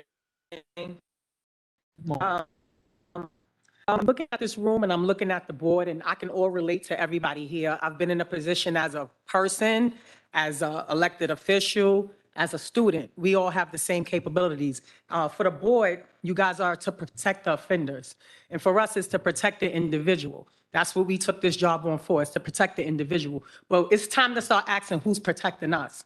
Punitive segregation is much needed because not only does it protect us, let's put us to the back burner. It protects the individual. Y'all have to be where we are to know how many people come to us for safety. How many people ask for us to be in these protective units like Mr. Bell just mentioned. We don't always have the opportunity to put them there because sometimes those cell doors and stuff are not in place. But we don't want to be in a position to put them and lock them in. We got to get rid of the narrative of solitary confinement. That's not what we're in the business of. Solitary confinement is 23 hours a day, and that's done in most other prisons. We are asking for some way for the board to try to manipulate that punitive segregation in some type of way instead of getting rid of it. We can, Mr. Schiraldi was here, he was gone, but everybody that's gone is not ineffective. He had a way of a position of trying to have a de-escalation period, some way of just removing these inmates from that incited incident and giving them a chance to de-escalate the situation. We don't want to see these guys in an uproar. We like the iPads. We like the gang activities. It keeps them in a certain position. We all had to go to our rooms as kids. We all had to. No one can sit here and say they never got disciplined by going to their room as children. Your mother sent you there, your parent, whoever sent you there. All we asked for, period, for it to stop. For them to have a chance to think about whatever is going on and de-escalate. Let's change the narrative here. We're not asking for punitive, we're not asking for solitary confinement.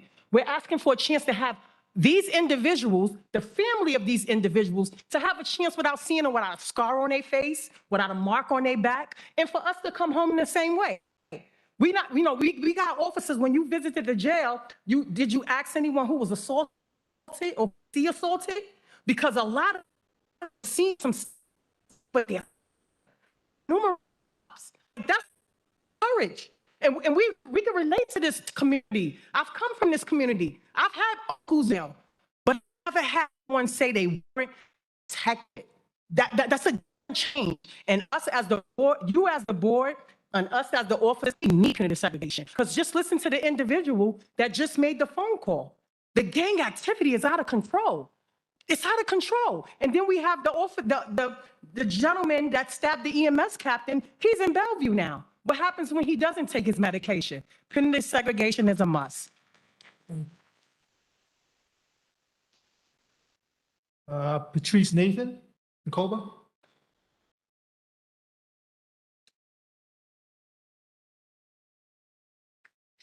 Good morning. My name is Officer Nathan. I'm a New York City correction officer assigned to RNDC.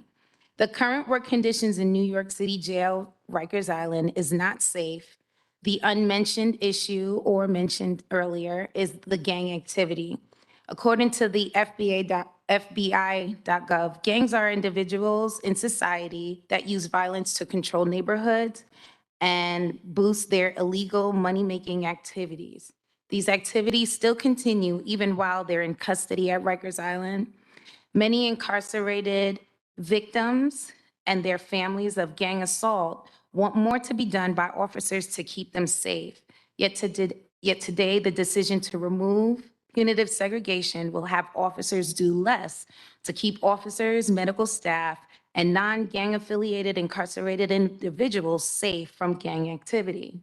Rikers Island does not have solitary confinement, nor does it have conducive mental health conditions for the many of the individuals incarcerated suffering from mental illness. Rikers Island uses a restricted privilege program to manage the conduct within our city jails. When incarcerated individuals decide to use assault on anyone, to remove punitive segregation and not introduce any plan to curb assaultive conduct while in custody is equivalent to neglect. Victims and assailants will be forced to await their trial date in the same housing area and fear to exit their assigned cell to avoid a violent attack. The Board of Correction hasn't created a new measure to replace restrictive housing. Therefore, nothing will be done to maintain order within the New York City jails when violent attacks happen while in custody. A suggested resolution is to hire more staff, to provide more supervision in lieu of our staffing crisis, and to confront the gang issue among our incarcerated population. Correction officers are mandated to work a minimum of 12 to 16 hours. This is a lengthy amount of time performing duties, and it creates a hazard of fatigue, stress, and exhaustion. Please, if we have to suffer and endure these lengthy hours, it's not going to help by removing the only tool that currently exists, such as punitive segregation, to maintain order and safety for incarcerated individuals, medical. We're providing under these measures and it's not going to help. Please do not remove punitive segregation. This concludes me.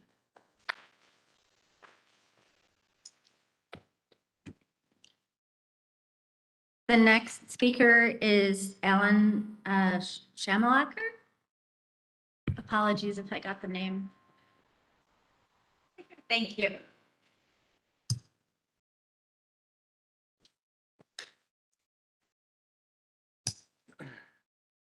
Good morning. Officer Schmalacher, RNDC. Last year on December 3rd, I body scanned an inmate which showed a contraband weapon in his mouth. We attempted to reason with this inmate to give up the weapon, but he refused. The inmate still in restraint stated over and over that weapon was nothing, and to just let him go to the housing area. We exited the search room and attempted to have this inmate return to a holding pen when he unexpectedly turned toward the captain. I placed my palm on his chest to stop him and ordered him to move toward the pen, while internally thinking about everything else that was going wrong in the intake at that moment. There were courts returning back from, there were buses on the gate returning from courts. There was an extraction about to take place.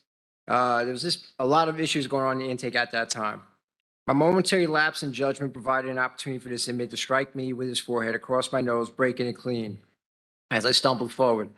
The inmate hit me with such force that he fell to the ground while staff attempted to restrain him. I was rushed to the clinic and given gauze as blood poured from my nose. Officers, captains, and depths came to check on me while I waited for EMS. Some even broke down in tears at the sight of me in this condition. While in the ambulance, I made the painful call to my wife to let her know that I had been assaulted. An officer's worst fear had become my reality, as I had to go home that night in a manner different from when I had left for work that day. My wife broke down when I got home that night. My children of a younger age barely recognized my banged up face and were crying. They wanted to know why someone would hurt their father.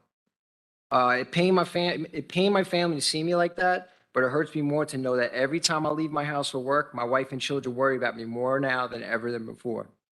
What I want this board to understand was the thought process of this young man's mind that night at RNDC in the intake. He was so intent to bring this weapon to his newly assigned housing area that he was willing to seriously assault an officer. And why was that? This inmate is a known gang member and has assaulted staff in the past, and his intent that day was to go into a housing area and seriously harm another inmate or worse. Had security and the intake staff of RNDC not done their job that night, another inmate may have had his face sliced open instead of me ending up with a broken nose. But this board doesn't want to focus on that, but would rather focus on how an assaultive inmate like this one that I just described should not be placed in a secure, restrictive housing area. That is the only option that is left here at Rikers Island for inmates of this nature. But yet we're here at a meeting discussing the elimination of all restrictive housing areas, or as some call it, solitary confinement.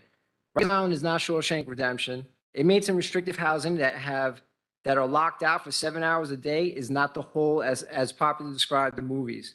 For almost 8 years of being a correctional officer, I've watched as this board has taken an inherently dangerous job and made it even more difficult for the men and women that wear the shield.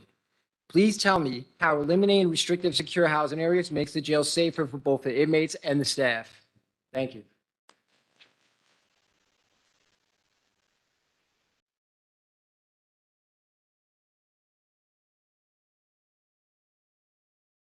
Can you hear me now?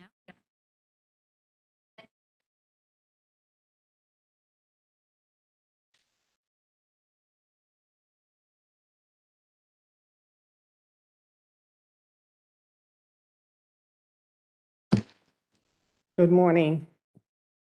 First, I would like to say that this is my first time being in person to present to you all. I speak to Amanda most time, and I appreciate the constant engagement that we have, bringing forth our issues as correctional officers and as the union to you all. So I appreciate that. My name is Asaki Antoine. I'm the first citywide trustee of the Correctional Officers Benevolent Association. The City Council, Board of Corrections, inmate advocates have continuously disregarded the health and safety of correctional officers, nonviolent inmates, civilians, and clinicians. You have also abdicated your fiduciary responsibilities to keep everyone working or detained in our jails safe. The increase of sexual assaults against our female officers and physical assaults overall on correctional officers in the city jails is a painful illustration of your failures.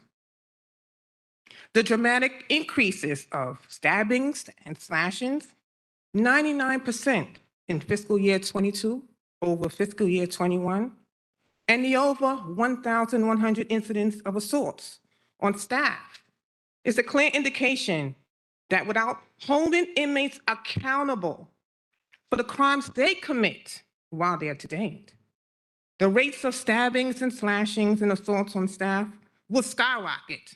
The numbers don't lie. The City Council and the Board of Correction have no clear plan on how to separate violent inmates from non-violent inmates. No clear plan on where violent inmates should be placed after they commit acts of violence while they are detained. No clear plan on how to protect everyone working and detained in the jails. And most importantly, no clear plan on where to place the inmate who is not receptive to programming. One of the major components in keeping the jail safe on Rikers Island is the ability to remove violent inmates from general population and to address the increase in violence. Removing punitive segregation for inmates 21 and under in 2016 created this chaos. It did, and you guys know it. And eliminating it completely for all ages will drive up our jails from chaos to catastrophic. Punitive segregation is a vital tool used to separate inmates, officers, civilians, and non-violent inmates. Let me just close by saying this, and then that'll be it. Our right to work free from violence, especially sexual violence against our female correctional officers in the jails, is non-negotiable. And I will continue to fight and hold City Council and the Board of Corrections accountable for your inaction to keep everyone safe in the jail. These are pictures I have to give my officers answers when they are injured. Look at this. You have to fix this. You have to help us fix this. This is unacceptable. Thank you.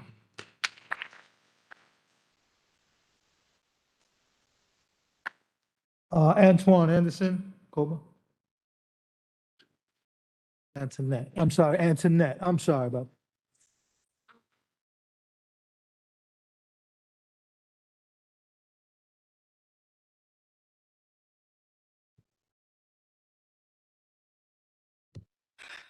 Good morning. My name is Antoinette Anderson, and I serve as the Correspondent Secretary for the Corrections Officers Benevolent Association. I am here today to call attention to the ongoing problem of sexual assault and sexual harassment that is being committed against our female officers, and in some instances, our male officers as well. In recent years, the issue of sexual assault and sexual harassment has become the national movement, such as the Me Too movement. While our society has rightly called out sexual predators in our society for the behavior with a collective declaration of time's up, there has been zero accountability for the perpetrators and predators who sexually assault and sexually harass members in the city jails daily. Far too long, the sexual crimes committed against our members have been ignored and dismissed by our agency, our elected officials, and this body, the Board of Corrections. What is being done to address this? According to the city charter, staff grievances must be addressed. In order to solve a serious problem, you must first expose that problem. My fellow board members and I have spent the last 2 years doing what our agency under previous administration failed to do. We have exposed the frequent sexual assaults committed in our jails and numerous meetings with elected officials at all levels of government. We have personally met with the victims. We have demanded that DOC actually track incidents involving sexual assault and sexual harassment, just as the agency tracks any other acts of violence in the facilities. Change cannot happen without accountability. There cannot be accountability unless assaulted separated from the general population after they commit a violent offense in the jails. If we as a society can agree that we must have zero tolerance for sexual harassment and sexual assault in every work environment, then our city jails, one of the most challenging environments, that our lives should show no difference. So we are here today not to simply expose this problem, but to reaffirm to each one of you why it is critical to maintain our ability to implement punitive segregation for violent offenders. Your job is to ensure the safety and well-being of the people in our custody, as well as essential officers. We put our lives on the line each and every day to keep our city safe. Our safety matters. How are you helping officers if you end punitive segregation? What safety plans will be implemented for the officers, the nurses, the doctors, the mental health staff that comes to assist? Remember, the staffing crisis was partly created by DOC not hiring officers in the past 3 years. FRIA was part of the Bill de Blasio administration. Cohen talks about programming for the individuals. We can't do any of these things without additional staff. All these programs added, but none funding for additional officers. How are we going to do this?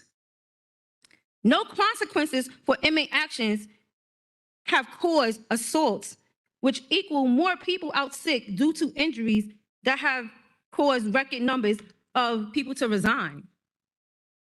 If I'm coming to work and I'm being sexually assaulted and I'm being sexually harassed every single day for 12 to 18 hours straight, how do you think I'm going to keep coming to work to do this job? With no one being held accountable. I am a victim. I am a rape survivor, number one. And I have been doing this job for 17 years. Do you know how that makes me feel? The last hearing I talked about PTSD. Do you know the PTSD that we go through? Where's the accountability across the board? But yet, I put on my uniform when I was in that position as a correction officer and as a board member for COBA to come and fight for the staff. You want to know why? Because this is not being addressed. You mentioned the 16 deaths on Rikers Island. I'm so sorry that they passed away. But 7 of those 16 had mental issues. Rikers Island is not equipped for that. Why are they not in mental institutions? We are not their pillow. We are not their punching bags. You have to do something. Because just like Smatica has children, everybody that sits over here for the majority, we have children, we have family. I have grandchildren. And we go home, splash with feces, splash with urine, and we even have some individuals that masturbate on us. This is what we go through. Where's our help? Thank you.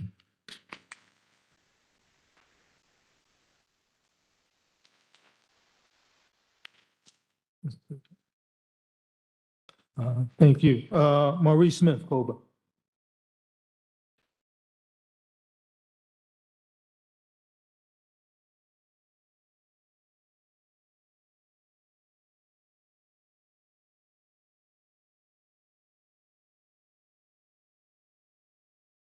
Good morning. I'm Maurice Smith. I'm a correction officer in New York City Correction Department, 19 years. I also worked in the state system as well. So I'm going to be very brief. Correction officers are agents of social control inside of a confined environment. When people who have a propensity to commit violent acts, there's accountability. There's accountability outside. There has to be accountability inside. You can't take people who are violent and just put them back in general population. General population is a myriad of different people inside of that population. So let me be clear. You have the micro population, mentally ill, chemically addicted. Yes? You have people who just committed offenses mixed in with them. And then you have violent offenders. You have to have some place to put violent offenders. We don't have solitary confinement. Doesn't exist, right? I don't even like the word punitive segregation. I like the word segregation with services, right? Segregation with services. Not into breaking people's spirit, right? I'm a Black man, grew up in Brownsville, Brooklyn. These people look just like me. I have a vested interest in making sure that they return to society and don't recede, become recidivists, right? We should have meaningful programs for them. If you have people that are part of the micropopulation, remove them, because we're saying that these people have mental illness. Then why do you have them in general population? Remove them and give them the treatment that they need so they're not mixed in with the rest of the people. The violent offenders, you have people that just want to just do what they need to do and just leave. What we're doing is we're intellectualizing simple. I don't like to do that. This is simple. It's not rocket science. All of you people sitting up here and everybody in the room, there's a vast majority of intellect in this room. What are we doing? Why are we making this it's not complicated. It's real simple. Take violent offenders, remove them, segregate them, right? Give them the services that they need, because these people have, once again, they exhibit antisocial behaviors, right? And if we treat them and they begin to exhibit pro-social behaviors, we can't put them back into an environment where they have to revert back to practicing antisocial behaviors again. Does that make sense? Mm-hmm. Yes? Mhm. I'm done. Thank you. Thank you.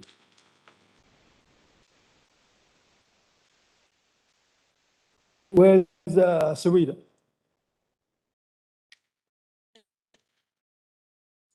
Sarita Dafferty. You come?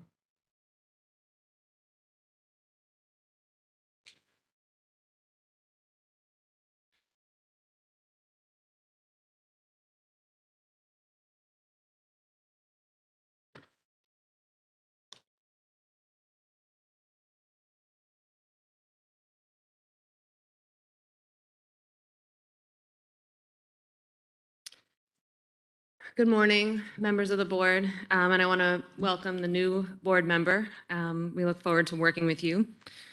I want to share an experience from one of our members whose son is currently at Rikers in GRVC. She's been hesitant to speak at these meetings herself out of concern that she'll further endanger her son, who's already been retaliated against.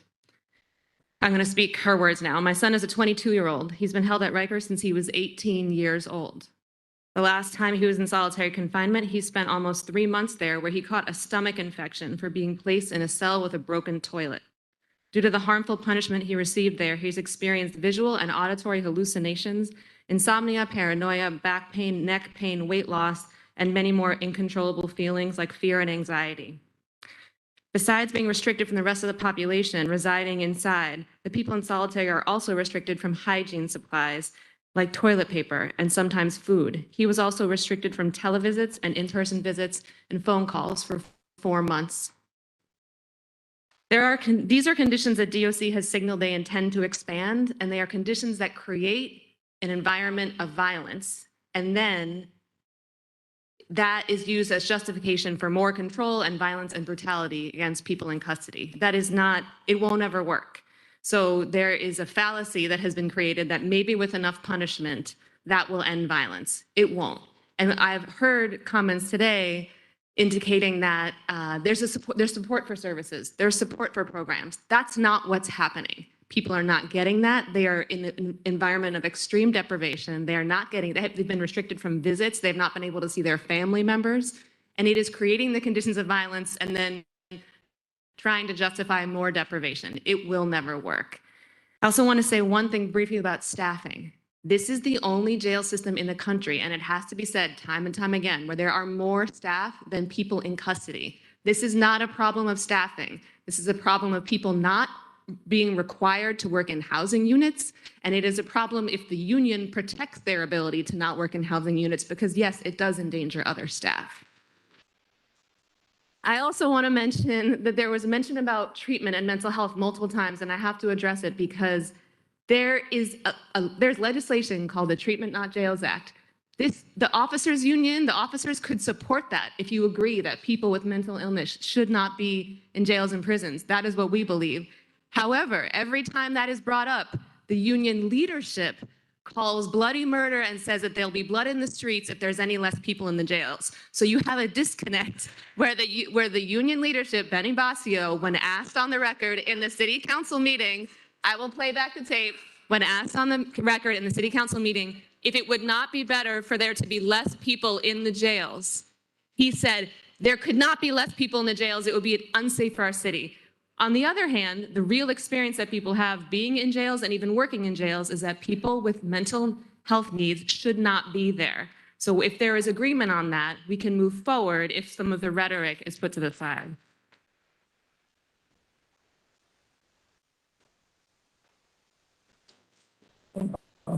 Todd Vassell, Bronx Defenders.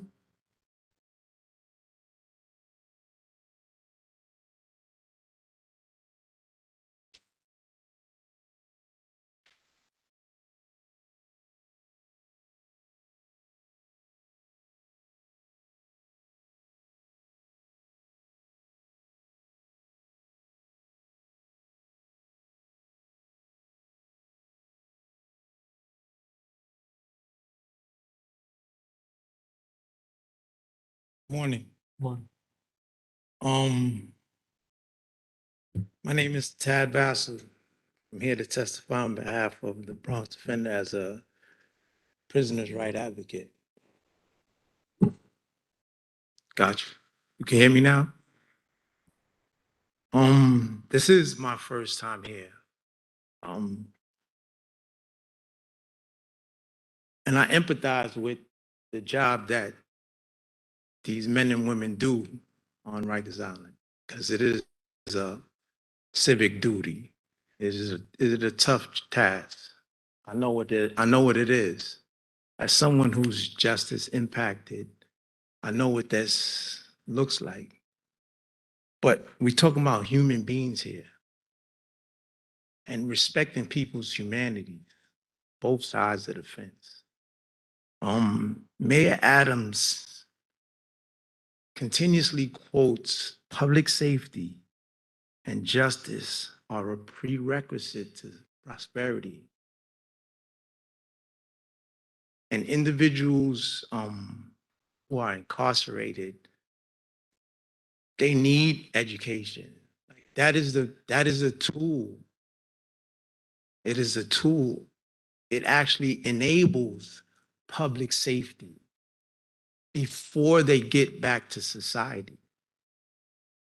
Public safety inside the very institutions that these men and women are working in.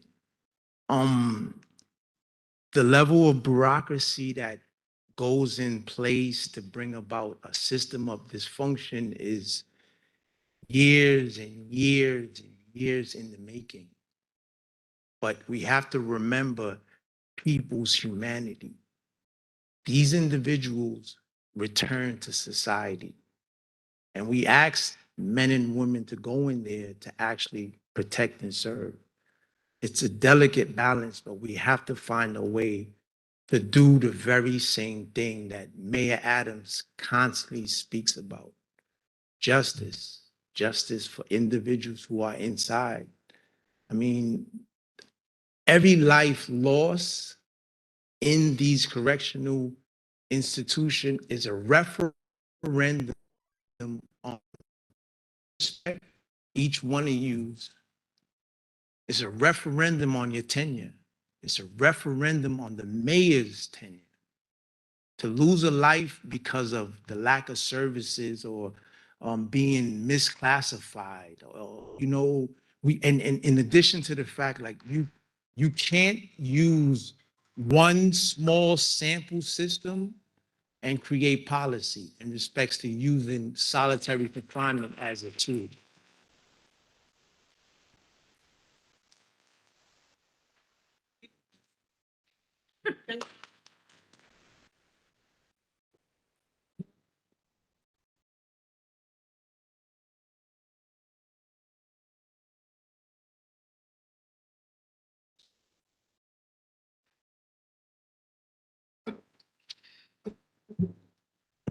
Good morning. My name is Jennifer Parrish. the Director of Criminal Justice Advocacy at the Urban Justice Center Mental Health Project, and a member of the Solitary Campaign and the Jails Action Coalition. The Board of Correction is a critical institution for bringing some level of transparency and accountability to the New York City jails. The Commissioner's absence from this hearing today shows a complete disrespect for this board and for the public who come to these meetings to find out what's going on inside the jails. The Commissioner put forth a radical proposal for locking people in at GRVC. If he actually believed in this proposal, he should be here today to stand up for it and to explain what he's doing in that institution. Clearly, the Department of Correction is a failed institution. I don't know what more evidence is needed. 16 deaths this year, 16 deaths last year, people not able to get medical care, establishing support, people not able to get any of their basic needs met. Contrary to what's been said at this meeting, obviously none of you run the Department of Corrections. You can't go in there and try to fix this place. But what you can do is you can sound the alarm about the need for judges and prosecutors to stop sending people into these horrific jails. This board did that during COVID. You recognized at that time the severe danger of keeping people inside and all of the people who could be killed, both the staff and incarcerated people, and you called for decarceration. And it happened. We reduced the jail population significantly. And now it's on the rise, and this board needs to stand up again and to call for that to happen. Thank you.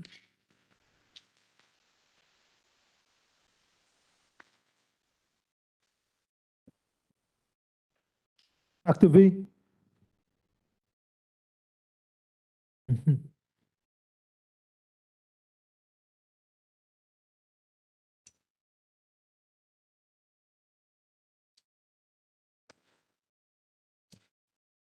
Peace and blessings, everyone. I'm Chaplain Dr. Victoria A. Fuller. Everyone know me as Dr. V.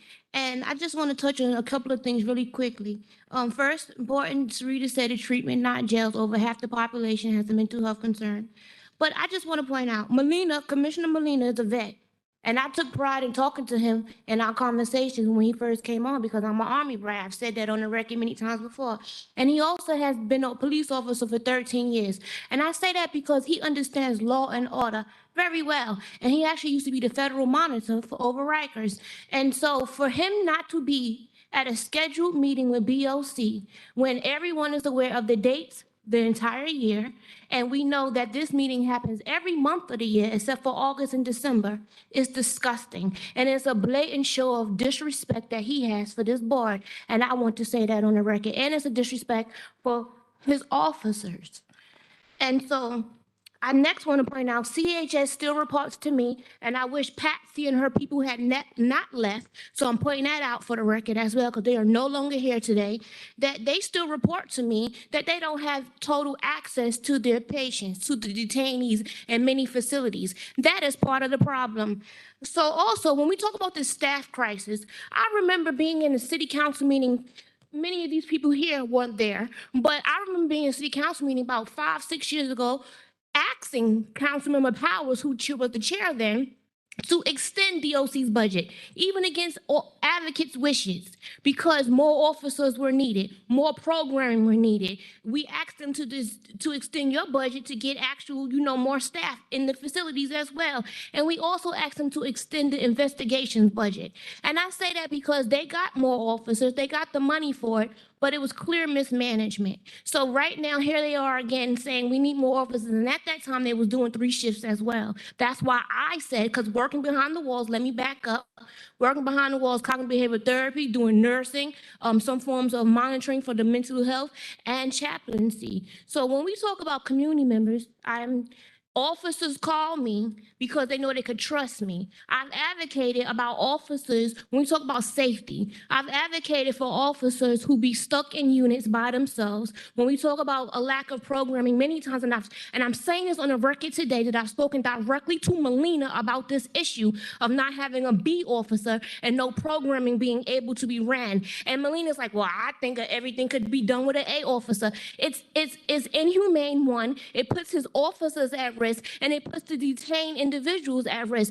And programming is not being done in units where there are no B officers. And so I want to definitely make sure I put that on the record. But I really want to talk because September 28th, we actually had, give me another second. September 28th, we actually had a meeting or a hearing at City Hall for Intro 549. And one of the officers actually spoke about in the sense of timeout today. And if they actually read that entire bill, it is in a sense separation without isolation. It is in a sense a legal way of timeout. Another thing I want to put on the record, March 10th, 2020, I think it was the last meeting before the complete lockdown, we actually, as the Jails Action Coalition and Whole Solitary, read on the entire record a solution, a way to deal with lockdowns. So there are things that have been presented. They haven't been implemented. They haven't been followed up on. And when we talk about the officers at risk, I myself had to have surgery on my right toe due to an incident that occurred in RNDC. I myself have spoken on the record before about, and to this board and city council, about having my own life threatened on Rikers Island. And guess what? I was doing therapy for a group that were considered solitary, but an officer who was part of a gang, which I testified on the record before, was part of a gang, followed street orders, and brought an individual to my unit. And a fight broke out. And you know who saved me? 2 incarcerated individuals pushed me against the wall and stood in front of me. So when we talk about how things can occur behind the walls, let's be clear. Not every officer is an Officer Bell that came up here today. And officers need to step up and hold themselves accountable with their own peers, because a lot of the safety issues are because of their own colleagues. A lot of the safety issues is because of mismanagement from on down. And a lot of the safety issues occur because a lot of you don't do your jobs as well. And so I just got to keep it real. And so I just want to highlight to everyone, we all have a duty on domestic soil to keep every one of us safe. We all have a duty as majority melanin people to not be caught up by the oppressors, to not have our lives lost. A life lost is a life lost that we can't ever get back. On the steps on the 28th, I am a rape survivor. I work with rapists all the time. And I want to point out, I told him don't leave, and he didn't leave. The 2 rows behind DOC's union leadership, the officer with the gray hoodie, he had a gray mask on, he took it off. He's sitting right there. Stand up so they could show, so everyone can see behind the officer with the pink mask, right here with the gray hoodie. He stood on the steps on the 28th. And I can't say for everybody what was said, but when officers was inviting people to their private parts, when officers were yelling at city council members, when officers were yelling at city council members to enjoy the gang rape, he is one of them. He is one of them.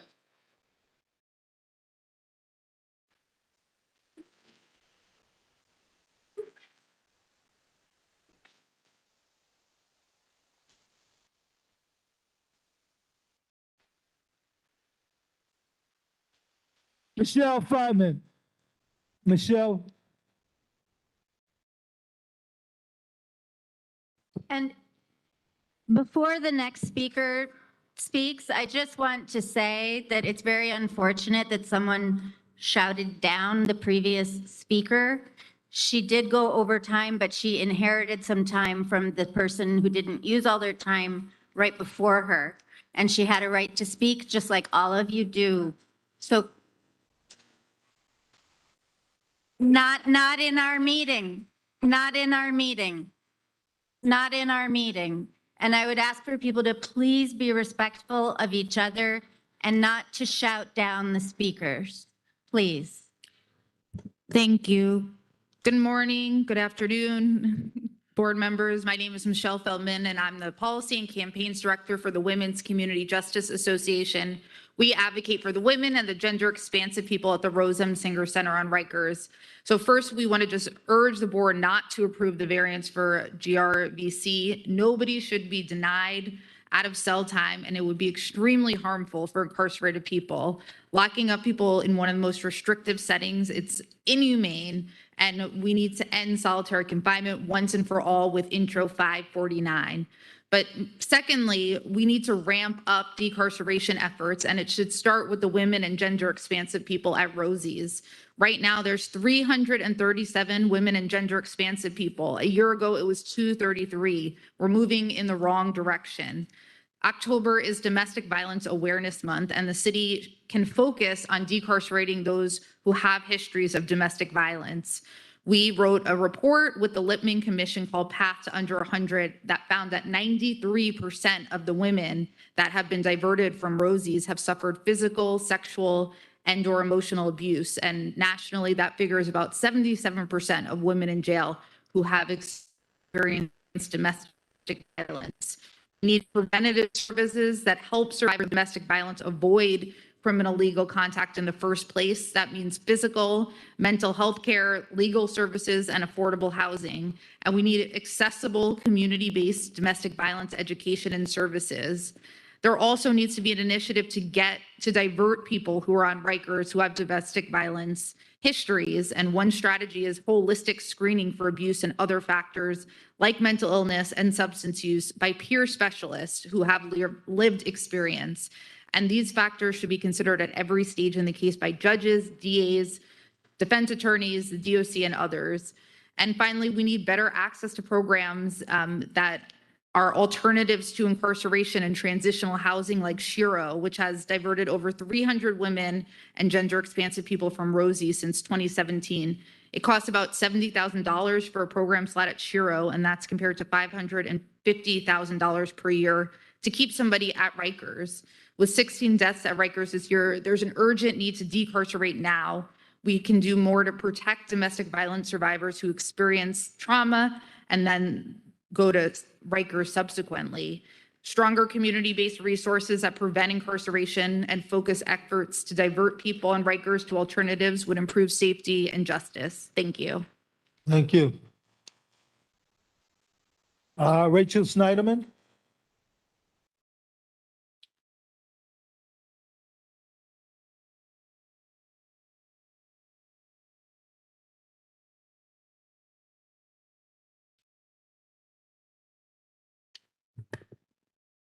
Good morning. My name is Rachel Schneiderman, and I'm a corrections specialist at New York County Defender Services. Thank you to the board for holding this meeting and allowing me the opportunity to testify today. I want to share a voicemail that I received last week from one of our clients in Rosie's. She said the following: I just saw the news, and it's very disturbing to me how the commissioner was talking. I need you to know that buildings 10 and 12, where they house the mental health patients, they are keeping them locked in their cells for 24 hours a day. They have not come out of their cells for at least over a month. Their cells are like living with a bunch of pigs, and if somebody comes here to take a look at those cells, they could see that they are very unhealthy and very unlivable conditions. The women who are housed there in that area will get sick. The trash, the food is all over the place in their cell. They don't shower. They don't let them out for any type of activity, and videotape will show that. This needs to be investigated as soon as possible. Referring to Commissioner's assertion that solitary confinement doesn't exist behind Rikers Island, but what many of us know is that that's simply not true. And while the details of the conditions that our client outlined are not only unlawful and inhumane, but deeply disturbing, they unfortunately don't come as a surprise, and they shouldn't come as a surprise to the board either. At the end of July, I reported these same conditions to the board and the Department of Corrections, including that they drove one of our clients to attempt suicide.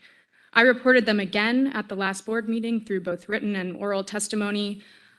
So I'm wondering why on October 9th, more than 2 months after we initially reported these conditions, is the department continuing to lock women and gender expansive people with known mental health diagnoses inside of their cells for days, sometimes weeks at a time? The board and the department cannot claim a lack of awareness or that these kinds of conditions reflect, to paraphrase the commissioner's words, a moment in time rather than an ongoing reality on Rikers. You are all aware that this is the reality. So I really just have 3 simple asks. First, launch an investigation into buildings 10 and 12 of Rosie's and ensure that the practice of forcibly locking people with mental illness into cages ends immediately. Second, dismantle the shower cages in EMTC and in all other facilities. This was promised to us at the last board meeting. We've been following up to get information about when that's going to happen and have heard nothing. Finally, I want to thank the board for continuing to shed light every month on the ways in which the department is evading the law through the use of executive orders and providing necessary information on the tragic and preventable deaths of those in custody. But the provision of information that sheds light on the dysfunction and inhumanity of Rikers Island is not enough. We need you to call for decarceration. You have the ability to do so. You have the platform. You've shared enough information on the conditions to make it clear that decarceration is the only option. And you know that as the jail population soars, the likelihood for death steadily increases. So call for decarceration now. Thank you.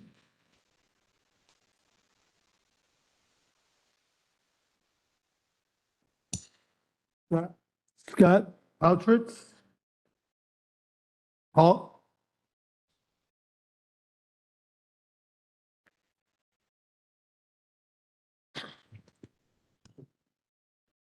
Thank you all. There's too many things to say today. I'm going to try to say three things. The first is that it's interesting to note that there are many things that everybody in this room agrees on, including that the city jails are no place for people with mental health needs. That's over half of the population in the city jails. And so we need to be releasing people and stop sending people to those jails. Also, that programming and engagement and activities actually reduce violence. And so we need to be expanding that, and that de-escalation and separation are allowable and should be allowable. We all agree about that. And intro number 549, as Dr. V mentions, allows for de-escalation and separation. It just does not allow for isolation and torture. The second thing I wanted to mention was that I appreciate all of your comments around the lockdowns, appreciate the concerns. It is truly beyond egregious that a 44-year-old basic health and safety standard that has been in place for all of that time has just been wiped out. Apparently, the reports are they're just not complying with it. They were going to try to get a variance request, public outcry, probably wouldn't have gotten the variance request from all of you, and so they're just going to go ahead and do it anyway, collectively locking down 800 people in GRVC and already having been doing it. And I'll just note that Layleen Polanco was in a unit where she was officially supposed to be having 7 hours out of cell per day. And we all know that Layleen is no longer with us. And she is one of many people that is the case for. We also all know that the evidence is very clear that locking people down does not improve safety, it worsens safety. And so we know that if we actually want to improve safety on the island and in our communities, that we need to be using a different approach. The third thing that I want to mention, I know my time is probably running up, is that as you all have said, 3 people are dead just since the last time this board met. 3 people who are in the care and custody of this government institution that is the Department of Corrections. 3 people are no longer with us because of the failed government policies. 16 people there, 32 people since 2021. I echo the calls for the board to really raise your voice and say no more, that people have to be released from the city jails, and judges and district attorneys have to stop sending people to these deadly jails. Thank you.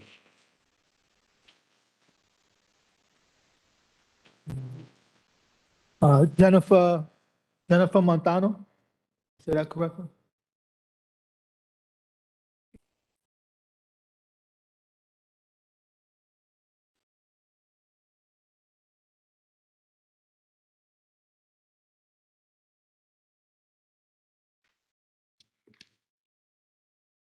Hi, good afternoon.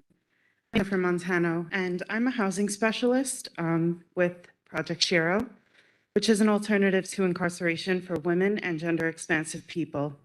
In 2015, I spent 9.5 months at Rikers Island at the Rose M. Singer Center. Most of the women at Rosie's should not be behind bars. They need treatment and support in the community. Addressing mental health and substance use and getting people stable housing are critical. At Rosie's, 82% of women have a mental health diagnosis. Being in jail makes mental illness worse. It is not a place of healing and growth that will provide real consistent treatment. More mental health supportive housing is a necessity right now. Wait lists are too long, and there needs to be facilities for people with mental health, serious mental issues that is not a psychiatric facility or jail. People can have SMIs and live on their own and function, but unfortunately, they often wind up going through the system because they aren't the right fit or they are put on an endless wait list. A lot of the recent intakes into our program at Shiro that I've seen from Rosie's are women suffering from addiction. It seems like many of our newer people are in the throes of substance use disorder right now. More resources for community-based treatment would help keep women out of Rosie's and give them more opportunities to get help before an arrest happens. As a housing specialist, I see how important it is to find people affordable, safe places to live that provide wraparound services. We need more access to rental subsidies for housing. Shiro recently had access to the Emergency Housing Voucher Program for a short window of time before the applications were recently closed. Now, our new program residents aren't afforded the same opportunities when this population consists of some of the people who need rental assistance the most. Programs like Shiro show that decarceration and diversion really work to heal individuals and promote public safety. We had a client who came to us from Rosie's in 2019 and was facing very serious charges. She was able to stay with her 2 children and obtain employment for the Parks Department while residing in our program. She made all her court appointments, and this year we were able to connect her with permanent affordable housing. Instead of being behind bars, away from her family, she got the support and services she needed and is on the path to success. Women can thrive when they're in a safe place like Shiro and are treated humanely. I know what it's like to be taken away from your family and community, put in a box and given a number. No one comes out better from jail. Women deserve a chance to succeed, and being in an environment where they are supported and surrounded by people doing positive things is something they will never get sitting in a jail cell. Decarcerate.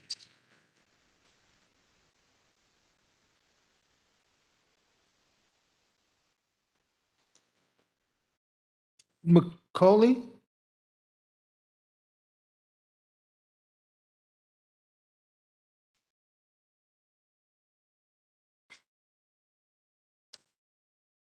Good morning, everyone.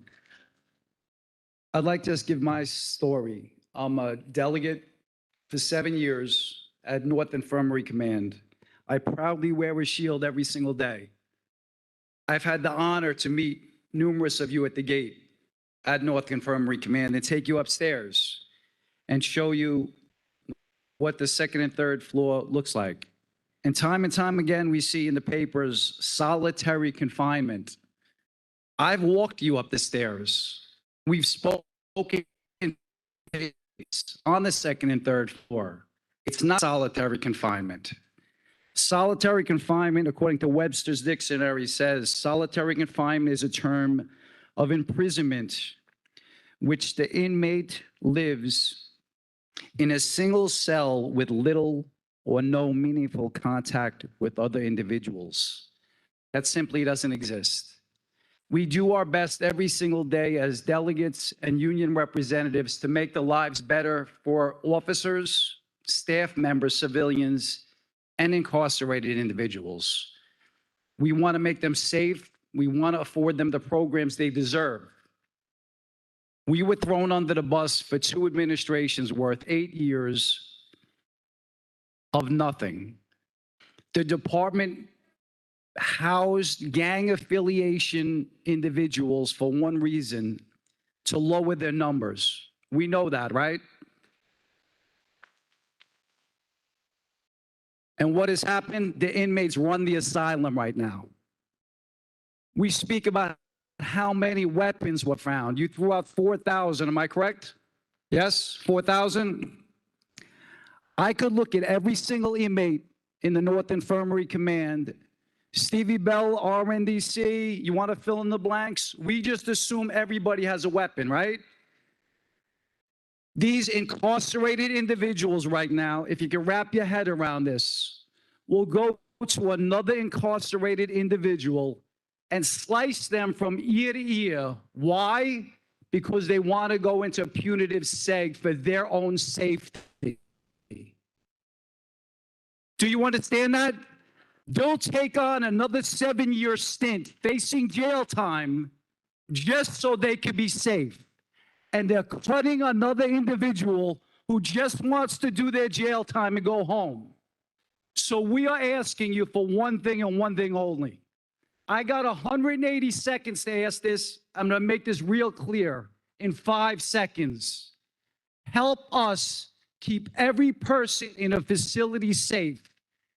Give us a tool, just one tool, that will allow us to safeguard individuals from other individuals. I thank you. Thank you, thank you. Ivana Velez?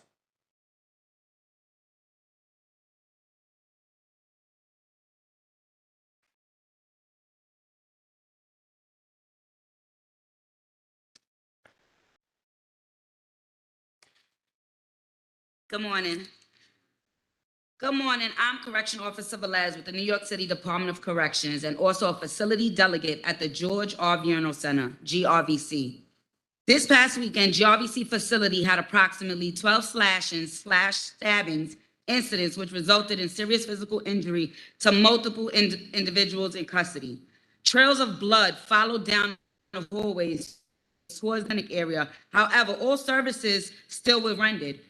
Recreation, law library, nothing was suspended, even due to reduced staffing numbers. Medical attention was rendered, and upon completion, both the victims and assailants were returned right back to their assigned housing units to terrorize again and or fall victim to such violent behavior again. There were no repercussions for those violent acts, justice or peace of mind for the victims. And these incidents occur across Rikers Island, not just in one particular facility. Uniform and non-uniform staff are being assaulted, verbally abused, sexually harassed without provocation, and yet and still manage to come to work day after day to be subject to the repetitive violent behavior. What safety? What lockdown? When crimes are committed on the street, the accused are removed from the environment and placed in a restrictive environment you call jail. Now, when similar violent acts are committed in jail, the same should apply. You should be removed from an already restrictive environment to a more restrictive environment, punitive segregation. Punitive segregation should not be considered punishment, but viewed as a result of violent behavior and acts of crimes which threaten the safety of all individuals in custody, uniform and non-uniform staff, as well as the good order of the facility. Now, the misconception is that punitive segregation is inhumane, it's torture. The reality is, if you don't walk those halls and work in those areas, you will fall victim to the misconception. It's your job to reprogram your mind through learning in order to find solutions. Your limited mind will never allow you to see the truth. And the truth is, punitive segregation is neither inhumane and or torture. Program services are still provided. Social interactions are still maintained. But you know what is torture? The fact that repetitive violent individuals can physically assault and or harass other individuals in custody and staff and be returned to the same area with his or her victim to do it again with no remorse. There are absolutely no consequences for such violent behavior. Imagine being punched in your face, stomped on the ground, cut, stabbed, groped, verbally abused, and or having someone expose genital areas to you with derogatory slurs that disrespect you as a human, disrespect me as a woman. And there being no consequences or solutions for such behavior. Being subject to this, being subject to this is humane. I'm sorry. Board of Corrections, not only do you establish and ensure compliance with minimum standards, you also enact regulations to support safer, fairer, smaller, and more humane jails. So at what point did you lose that focus? Where is accountability? So I'm asking that the Board of Corrections do your part and put safety first. Housing areas are overpopulated. Gang violence and assaults are on the rise. And instead of pointing fingers, let's help each other make jail safer. And banning punitive segregation is not a solution. Thank you.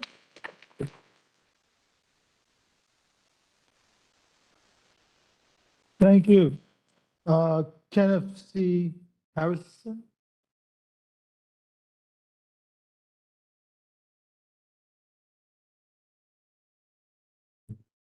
Ulubi Shaitan Regime, Bismillah Rahman Rahim. Assalamu alaikum. Good morning, everyone. Yes, it's still morning. My name is Kenneth Harrison. I'm asking that we have an understanding of some sort. You know, there was a young lady in here who said, first and foremost, that it's the officers who are doing certain things. We're not here to turn around and hurt anyone, but we're not here to get hurt either. Let's just be honest. People want to say, oh, well, you're doing this in the jail. You're doing this. We didn't bring you here. But while you're here, it's our responsibility, one, to go home to our respective families, and two, let you go home to the best of your abilities to your respective families. But that does not mean, and it does not give you the right to spit, throw urine, feces, or anything else of that matter on anyone. It doesn't matter. You know, you turn around, Dr. Cohen, I met you when you was in GRVC and you came by secure. You and I had beautiful interviews and you had good ideas. And I'm asking, if everyone here on the Board of Corrections, whether you're hearing live or on camera or anyone else in this in the audience, why don't you come with me? I will gladly put on a uniform with you and I will walk with you, whatever tour, 8 hours, 12 hours, 16 hours. But please understand, you got to close the book, put down the pen, pick up a uniform, and come find out what we do. Now, let me ask you this question before I step down. If I stepped off this podium right now, walked up to that stage, and decided to spit in your face, slap you, cuss you out, tell you you ain't this, blah, blah, blah, how would you feel? Let's imagine you was an officer, or let's imagine you was an inmate. I'm the predator, and you're the prey. How would you feel? What would you do? Would your natural reaction be like, oh, let me defend myself? Or wait a minute, let me take that because my hands are tied. I'm supposed to. Because what? I'm not supposed to? Did someone tell you that I don't have the God-given right to defend myself? Now, unless you are willing to put on a uniform and close that book and put down that pen, please don't sit it there in a place of privilege, because this is what this is. This is a place of privilege. But for those of us who decide to make it our duty, our right, and our honor to go behind them gates and deal with the people day in, day out, to say, you know what, we're going to help you, but that doesn't give you that right. So if you want to, let's go. Let's all go. I'm all for it. Whatever command you want to, regardless of your age, your sex, your religion, your sexual orientation, it doesn't matter. You're going to get assaulted. It's just that simple. They're going to put on airs. Dr. Cohen, when you came by secure, they was really nice. Hey, how you doing? They're not doing this. But the moment you left, all hell broke loose. Come, let's take a walk.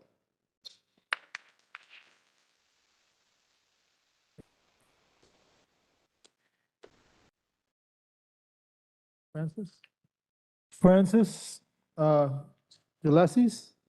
I pronounced that wrong.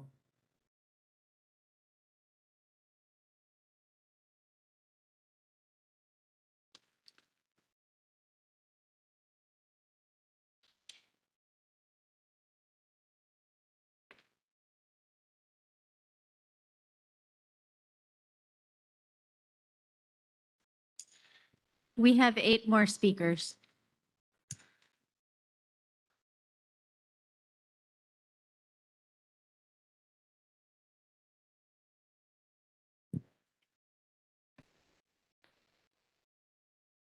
Actually, I'm very upset that everybody's walking out, because what I wanted to start out saying was that one of the things I've not heard at any of these meetings in the years that I've been coming here is the voice of some of the corrections officers who themselves are talking about the same thing that we're fighting for, by talking about separation, but with appropriate programming and the kind of treatment that people need. So I would have liked to have them here to hear me say this, that we have something in common, and maybe there are ways in which, with the help of the board, that we can get some of those things to be put into effect. And even get, maybe one of the things that needs to be done is for them to get the union to understand that the critical issue, if you're really concerned about the safety of the people who work for you, that the critical issue is a way of engaging with people so that you are not arousing the anger. You are finding ways to tone down whatever the problem is and then use your skills, and those skills might have to be developed, but use skills to engage with people. Because unless the corrections officers learn how to engage in such a way that they can make contact. If they're not trained to do that, then they're not being properly trained. And that maybe that's an issue that you should be addressing, is what constitutes proper training for the corrections office so that they know how to deal. And maybe, I forgot to introduce myself. I'm a psychologist. I'm also a member of the Halt Solitary Campaign and the Jails Action Coalition. So I think because there's a recognition of the fact that psychology is a critical problem, they ought to be trained to see that their position requires that they learn how to work with people. The other issue I was going to raise was precisely that it sounded like many of the people have not actually read the bill that we're trying to put into effect, because it says somewhat the same thing that they were all saying, is what you do need to separate people, but in the process of separating them, you also need to provide them with the services and the programming and the mental health assistance that they need.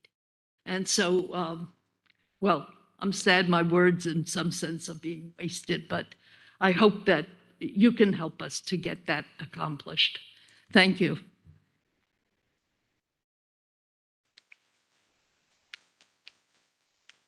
Our next speaker is Edward Sudler.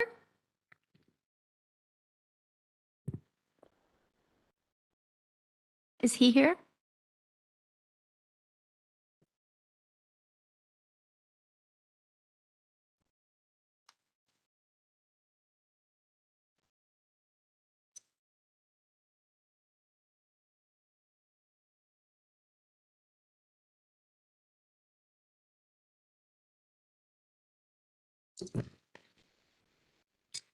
Okay, when you put a dog and a cat in a cage, it's gonna go crazy. We're not animals. We don't need to be in a cage.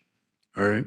So I'm saying Eric Adams is not doing a good job. The prison system is messed up. I'm gonna run for mayor. And I don't like the way the city, I don't like the way the prison system is messed up. So I'm gonna try my best to do my best to be the best mayor ever. The prisons, Rikers Island is like War Island. It's no good. We got to fix this. I'll try my best to be the best mayor ever. The security guards, the prison, the female guards got to be protective. The prison system's messed up. The system got to change. God bless.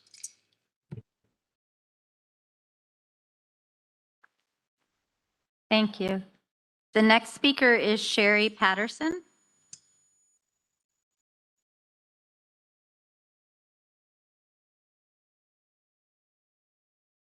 Is Sherry Patterson here? She's with COBA.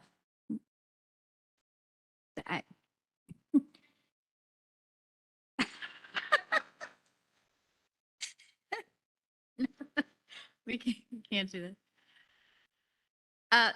Our next speaker is Joanne, a DOC retiree whose last name I will mispronounce. Cotterer.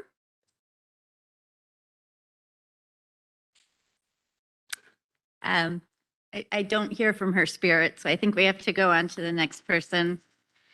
Our next speaker would be Gordon Lee, if he's here. Great. Good night, people. I'm Mr. Gordon Lee from Kings, Brooklyn, New York. You can also call me Greg. I, I am a member of Vocal New York and many other good cause groups. And I was born when the country was protesting President Nixon on June the 23rd of 1973. When I was born, I was a Nixon protester. And it was shortly before he was impeached, resigned from office, and they elected Gerald Ford. Now, I also am outraged and scared, mixed with panic and frustrated at the state violence and what's going on in the jails, including Rikers Island, including what some people said about the gangs in the jails, who I hate, to be honest with you. Not only are they dangerous, have no regard for human life, but they made a commitment and promise to continue to do what they do because, like people have been saying, they know that their actions won't get any consequences and nobody there will be safe from them. And that makes me hate the gangs more. You know, it's a mixture of frustration and fear and panic. I hate gangs. And like what one person was saying about what they would do, they attacked another inmate, another guard. You know, they literally slit your throat from ear to ear. They repeatedly punch you, kick you, and stomp you with no remorse. They know what they're doing and they don't care.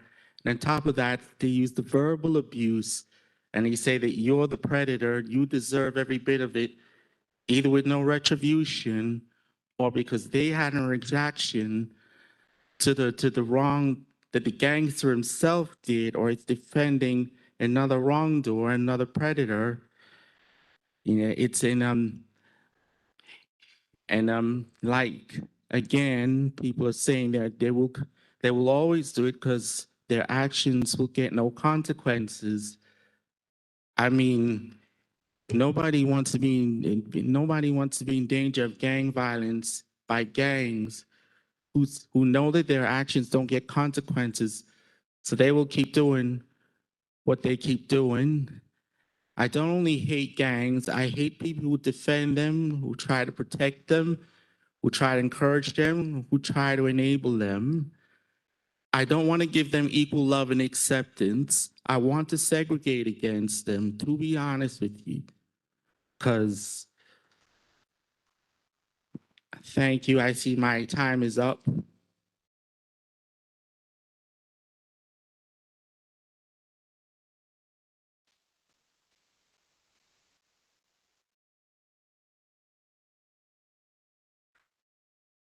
So we're moving on to the folks who have signed up by WebEx. So when you hear your name, raise your hand using the hand icon below the participants list on your WebEx screen. If you don't see the list, click on the silhouette of a person. At the bottom, you'll see the hand icon, raise your hand. At which point, Denise will unmute you and you will be able to turn on your video and begin your public comment.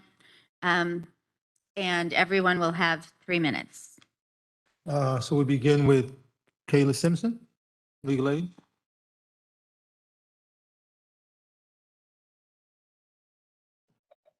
Hey, can everybody hear me? Yes? Okay, great. I'm Kayla Simpson. I'm a staff attorney at the Prisoners' Rights Project of Legal Aid Society. Good afternoon.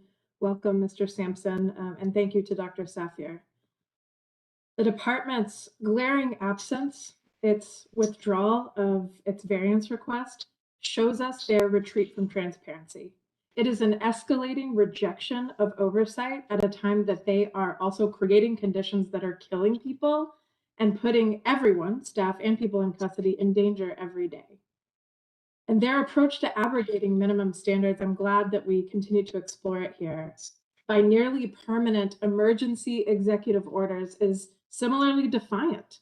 The administration declares an emergency, doesn't even show up to defend it, The predictable and foreseeable outcome of this agency's own actions, its longstanding inability to manage, does not justify this abuse of emergency power, and it is unacceptable. So let's talk about the lockout standard. As Dr. Cohen said, it's been in place since the original adoption of the standards in the 70s. For decades, and with higher populations, correctional officials in this city have been able to operate the jails under it. And so let's talk about the secret GRVC plan and why extended lock-in is both dangerous and the wrong intervention. First, we know that a policy for 7 hours out of cell will not be 7 hours in practice. You can just look at the units in GRVC that currently have a 7-hour lockout policy, ESH. This board has observed that people have failed to meet those 7 hours in ESH since ESH started. That's been true despite changes in facility leadership, plans, commitments here to do better. What reason do we honestly think that we have to think it will be better now? And that has real consequences, like the fact that 1 minute shy of 7 hours out of cell puts the city in violation of HALT, state law. But more importantly, as we have all seen these past years, locking people out of sight carries serious risks, increasing the possibility they won't receive attention in time to prevent serious harm and death.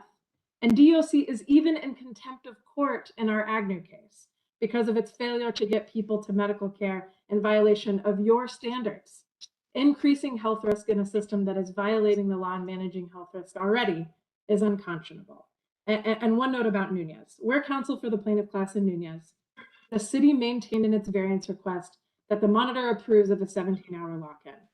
But where are the many, many other elements of safety that the monitor has insisted upon for years? Is the city increasing ratios of captains, ADWs, deputy wardens actually in the housing units? Is it ensuring that rounding actually occurs when the board has demonstrated repeatedly, excuse me, that what's written in logbooks does not reflect reality? And how will DOC ensure basic security practices are followed, like securing doors and equipment, not abandoning posts, intervening in a timely manner? If you just give me 1 second to finish, I'm sorry. What proven violence interruption techniques and programming are actually being used, not just claimed in policy? One final sentence. So of course, the extraordinary number of stabbings and slashings must be addressed urgently.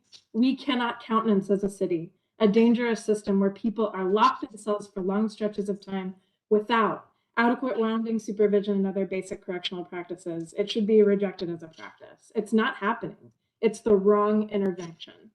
Please keep pushing for answers. We support Dr. Cohen's call for an urgent special meeting at a time that the department can find time to come and answer basic questions. And please call for decarceration. This agency can't handle this. We cannot keep sending people there. And your voice on the topic matters so much. Thank you very much. Thank you. Cassandra Passo? Good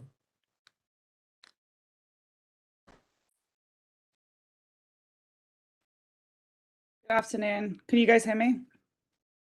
Yep. Hi, my name is Cassandra Passo, and I am with Campaign Zero, a national research-driven criminal justice organization. I'm here today to express Campaign Zero's deep concern with DOC's inability to gain control of a GRVC and a plan to put it forth a week ago to cut out of cell time for all people housed there in half. This plan violated due process, the HALT Act, RMAS, and basic human rights. Their lockdown plan and the speed at which they rescinded it makes it clear that they are not serious about running safe jails. The Department of Corrections is unable to run Rikers Island constitutionally. Every month, we watch Board of Correction meetings, and every month, there are more deaths and worse conditions on Rikers Island. Worst of all, this administration's proclivity to lie to you and the public, or simply not show up, about so-called progress and improved metrics. How many news reports have to come out exposing yet another cover-up orchestrated by Commissioner Molina? Detainees who Molina compassionately releases moments before their death so that he can, according to his own words, get them off his count. Data the department manipulates so that they can claim they aren't keeping people at intake for longer than 24 hours when photographic evidence exists to prove otherwise. Commissioner Molina claiming DOC doesn't have solitary confinement when he cages people in tiny showers for days. And now, the commissioner wants to lock in everyone at GRVC so that they can report fewer acts of violence in violation of the HALT Act. You cannot credit a department for low violence in a facility if the way they stem violence is to violate every detainee's rights by caging them for 17 hours a day. That's not progress, that's torture. Cover-ups, a lack of accountability, surging violence, weapons, and death are the legacy of this administration. They perpetuate a culture that is dangerous for detainees and staff. Even today, they would rather unbelievably choose not to appear than tell you what's going on at Rikers. We have advocated for a federal receiver for months now, and every single day, the department is providing more and more evidence to support that advocacy. Conditions have never been worse, and the leadership has never been this corrupt. There is only one more BOC meeting before Judge Laura Swain makes a decision about receivership. We are asking for your partnership to voice public support and for a federal receiver to support the call for action for an urgent special meeting. Thank you. Thank you. Cynthia Tucker?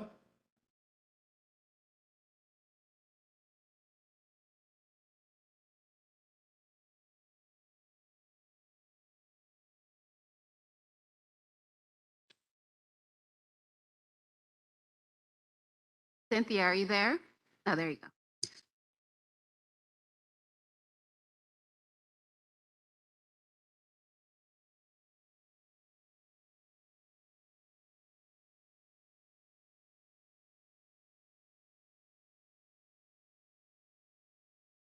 Cynthia, I believe we lost you.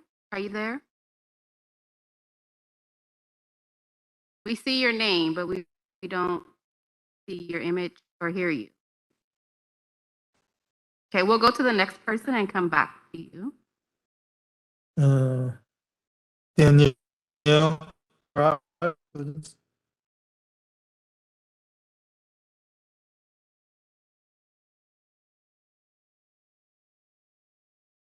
Danielle Gerard?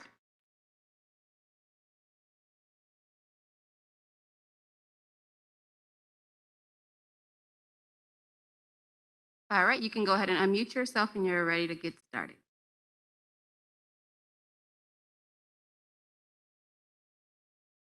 Thank you, members of the Board of Correction. I'm Danielle Gerard, a senior staff attorney, children's rights, a national advocate for youth and state systems. We are a member of the Jails Action Coalition and advocate on behalf of young adults on Rikers. Decarceration is the only solution to the tragedy that is Rikers. Population needs to get below 3,000 and stay there. Clamoring for punitive segregation perpetuates a system that has proven specifically not to reduce violence or danger to anyone on the island, incarcerated persons and DOC staff alike. A few other points. First, while incarcerated, every young adult and every person on the island deserves 14 hours out of cell time each and every day. Second, it defies math and logic that not all correctional staff posts be filled, because this means there aren't enough officers to enable the provision of programming, education, and mental and medical health services to young adults and others on the island in the requisite sufficiency, quantity, and duration universally acknowledged to reduce violence. Third, our elected officials have a responsibility to spend taxpayer money wisely instead of $500,000 per year to incarcerate someone on Rikers, to prop up a penal colony, the majority of whose residents suffer with mental illness, and nearly all of whom are people of color who have not yet even been tried. People incarcerated in city jails and the taxpayers deserve no less. Decarceration is the only viable option. A functioning community mental health system is critical. Supportive, affordable housing is critical. Please, we urge you, use your authority to call on the mayor to do the right thing. I'd also like to point out that, as you can tell, the advocates are all on the same page. And the last speaker was particularly articulate in stating what needs to be done. So please urge the mayor to begin decarceration and have everyone involved who can possibly avoid sending people to Rikers do so. Thank you very much. Thank you. I'm gonna try to try Cynthia Tucker again.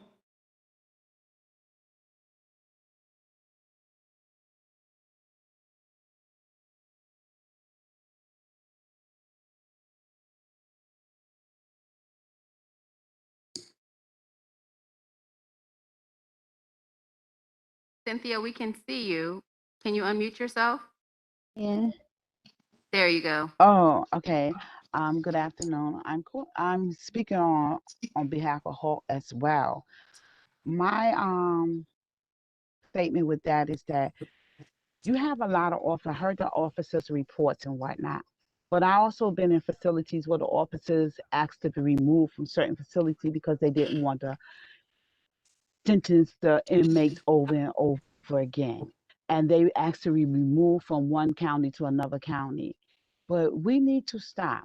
We need to look at the bigger picture of it all, and incarcerating and putting people in suits is not good. We need to be more visual of how we're going to do things. And yes, they do need programs. Mentally, they need programs. You have mentally people who are incarcerated that really shouldn't be there. And there should be more facilities. If the mayor will open up facilities for mental health and get that on board, we will have less people in jail. Basically, these children, which are not children, they're young adults that do have no guidance. But we need to give them programs so they can better themselves, come out and be productive of society. So this is what I'm asking for. The panel, I've been in there with Paul. I'm at work looking at you now, but y'all need to step up. You really need to step up and get on board with everybody. It can be done productively, and we all can get what we want. But we do not need to be putting people in a cell block where they can't see or what anything and get the facility. You got a lot of mental health people, and you need a lot of people who are sickly in a prison. Help us help them so we can help each other, help the society to be a greater society. This is a whole new world, and we need to be better in it. So yes, help us do better. We can help you, you can help us. Because I don't think none of your children are in there or your nephews or whatever, because you would know. You will do better. That's all I have to say. God bless y'all. Thank you. Thank you. Okay. Yep, the board's next public meeting is scheduled for November 15th, 2022 at 9 a.m. We will provide meeting details on our website, and we will send an email to all interested parties. Without hearing any objection, the meeting is now adjourned. Oh, you.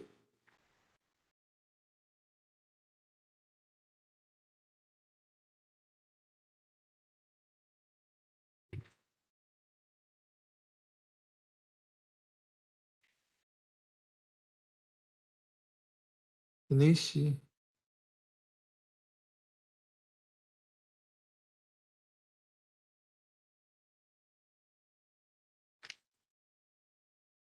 Did she sign up? I'm sorry, I don't know if you can hear Denise. The two people you just mentioned, she doesn't see them in the meeting room?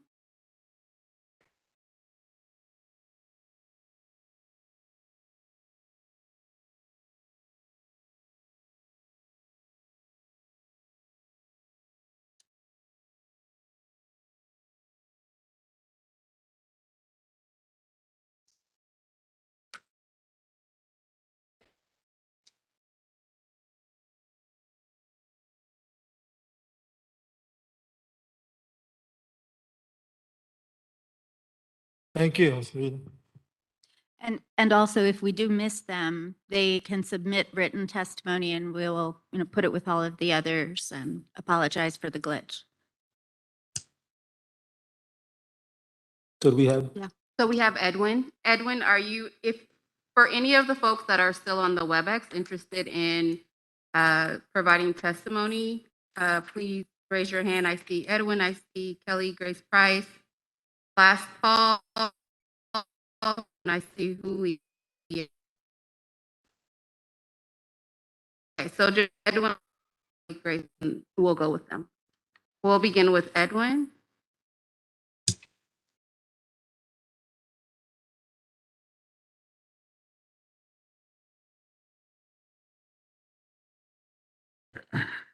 Edwin, if you can unmute yourself. Oh, good afternoon, everybody. Can you see me, hear me? Yep. Yes. Good afternoon, everyone. My name is Edwin Santana. I am a community organizer with the organization Freedom Agenda. I will be reading a statement on behalf of one of our members named Ms. Kimberly S. Wright. Hello, my name is Kimberly. My mentally ill son started off in AMKC. He is currently in NYC. My son was falsely incarcerated in December 2020 and sent to the dungeon that we call Rikers Island. The negligence that continues to go on is really sad and it is an outrage. The suicide rate has went up because they are not being taken serious when they say they need either medical help or they would rather die. My son's mental health worsened because some people that took their own lives, my son knew them. On more than one occasion, I had to beg my son not to take his life. Rikers Island is making situations worse and it needs to close down. I asked my son if he feels like he's losing his mind. He said he already lost his mind.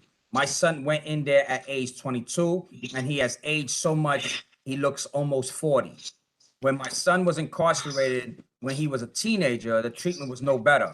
He told me he had to fight every single day, and this was back in 2016. Rikers Island has not improved in any way, shape, or form. Other entities may be understaffed, but there are plenty of corrections officers. People detained cry for help as well as the family members, and it is overlooked. My son's mental health suffered since he's been on Rikers Island, and I fought for his medical, physical health for a very long time. I had to call the Department of Corrections more than 100 times. I also have the email to prove this. I've called the Board of Corrections at least 30 times, not to mention emails to the Commissioner of Rikers Island, etc. My son had to wait for more than 5 months just to be seen at Bellevue Hospital in reference to his severe chronic sleep apnea. Rikers Island could not help my son be seen. The Commission on Human Rights is the reason why he was able to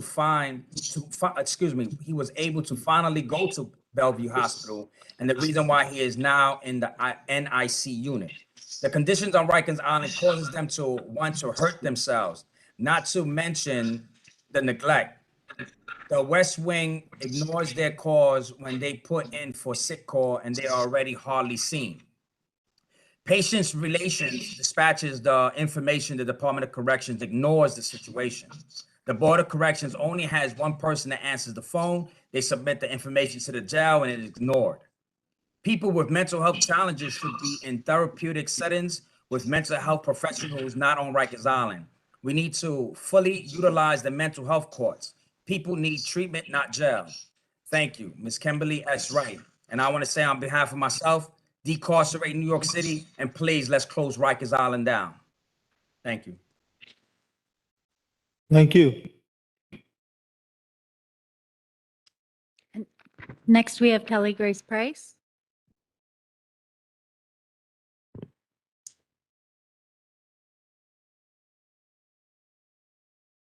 Ms. Price, are Hi. you there? Hi, good afternoon. It's Kelly Grace Price from Close Rosies. Can you hear me? Hello? Yep. Thank you. I'm sorry. I won't take up much of your time. I'll submit written testimony. But Amanda Masters, the director of the Board of Correction, in July asked Commissioner Molina specifically about what was happening with the intake timer manipulation, because in June, Amanda had reported manipulation, such as equally reported yesterday in the news, to the department. And Molina's response back was he would turn over the details of the investigation to Ms. Masters and the board. That's back in July. I haven't seen anything turned over. I know the board would have told us, but I want to encourage the board to use, I believe you have subpoena power to get DOC's butts into the seats at the meetings and to call special hearings. I would ask you to start to plan for a special hearing. You're only required to have 10 hearings. I don't believe there's a December meeting scheduled. Please schedule it. Subpoena the DOC, make sure their butts are in the seats to answer questions. I have other things to say, but I'm the caboose today, and those are the most important things I have to contribute today. Please make sure we have the results of the investigation. Please use your subpoena power. And thank you so much for showing the bravery that you have today, the BOC members that stood up and spoke against this complete mutiny by the Department of Correction. Thank you so much, Kelly Grace Price. Close Rosie's. Thank you. And we have one caller. And I believe it's Peggy.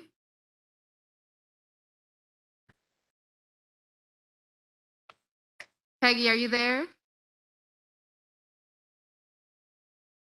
Let's see if I can unmute.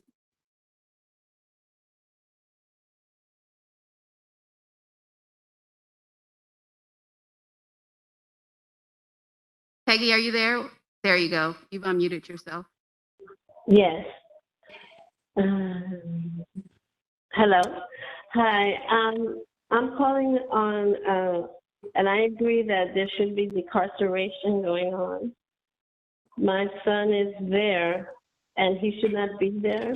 He should have, special people who are there and are mentally, it's making them worse.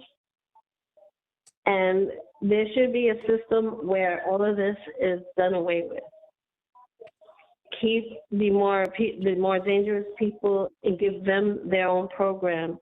And then the people who are in who don't belong there, who are mentally ill, have them go to another program and decarcerate. I mean, we're in 2022 and this cannot be any longer. Okay, there's so many people who go to work and they have to deal with, people who need help. And having them in Rikers Island is not going to help anybody. Just like there's people on the outside who are out in the street, they're supposed to be in a program to help them and be able to be with society, not in Rikers Island where they'll be tortured. So, my son has suffered through, wasn't able to, the community that we're in, we weren't able, I wasn't able as a mother to keep him safe. And now he's there and he's young and he needs help, not to be there so that he could get worse. So you have to decarcerate. I don't know, the Mayor Adams or the Molina, they're not doing anything. All they're doing is adding to the problem. So I believe DOC needs to decarcerate. The correction officers are saying that their life is in danger, and then the people who live there, the incarcerated people, are also life is in danger. There has to be programs for whoever needs to be separated, in whoever the violent criminals are or whoever the people who have mental illness, they need to be separated, but they need programs, not to be in Rikers Island. Okay, there's mostly melanated people in Rikers Island, and even the correction officers are also melanated people. There has to be a stop to it. Molina and the mayor has to do something about the melanated people and everyone else who is there. There has to be decarceration and put people in programs where they belong. Mentally ill people and people who are violent. They all should be separated and then be able to be part of society again. That is what I have to say. Thank you. Thank you. That'll do it. Okay, so without hearing any objection, pause, this meeting is now adjourned.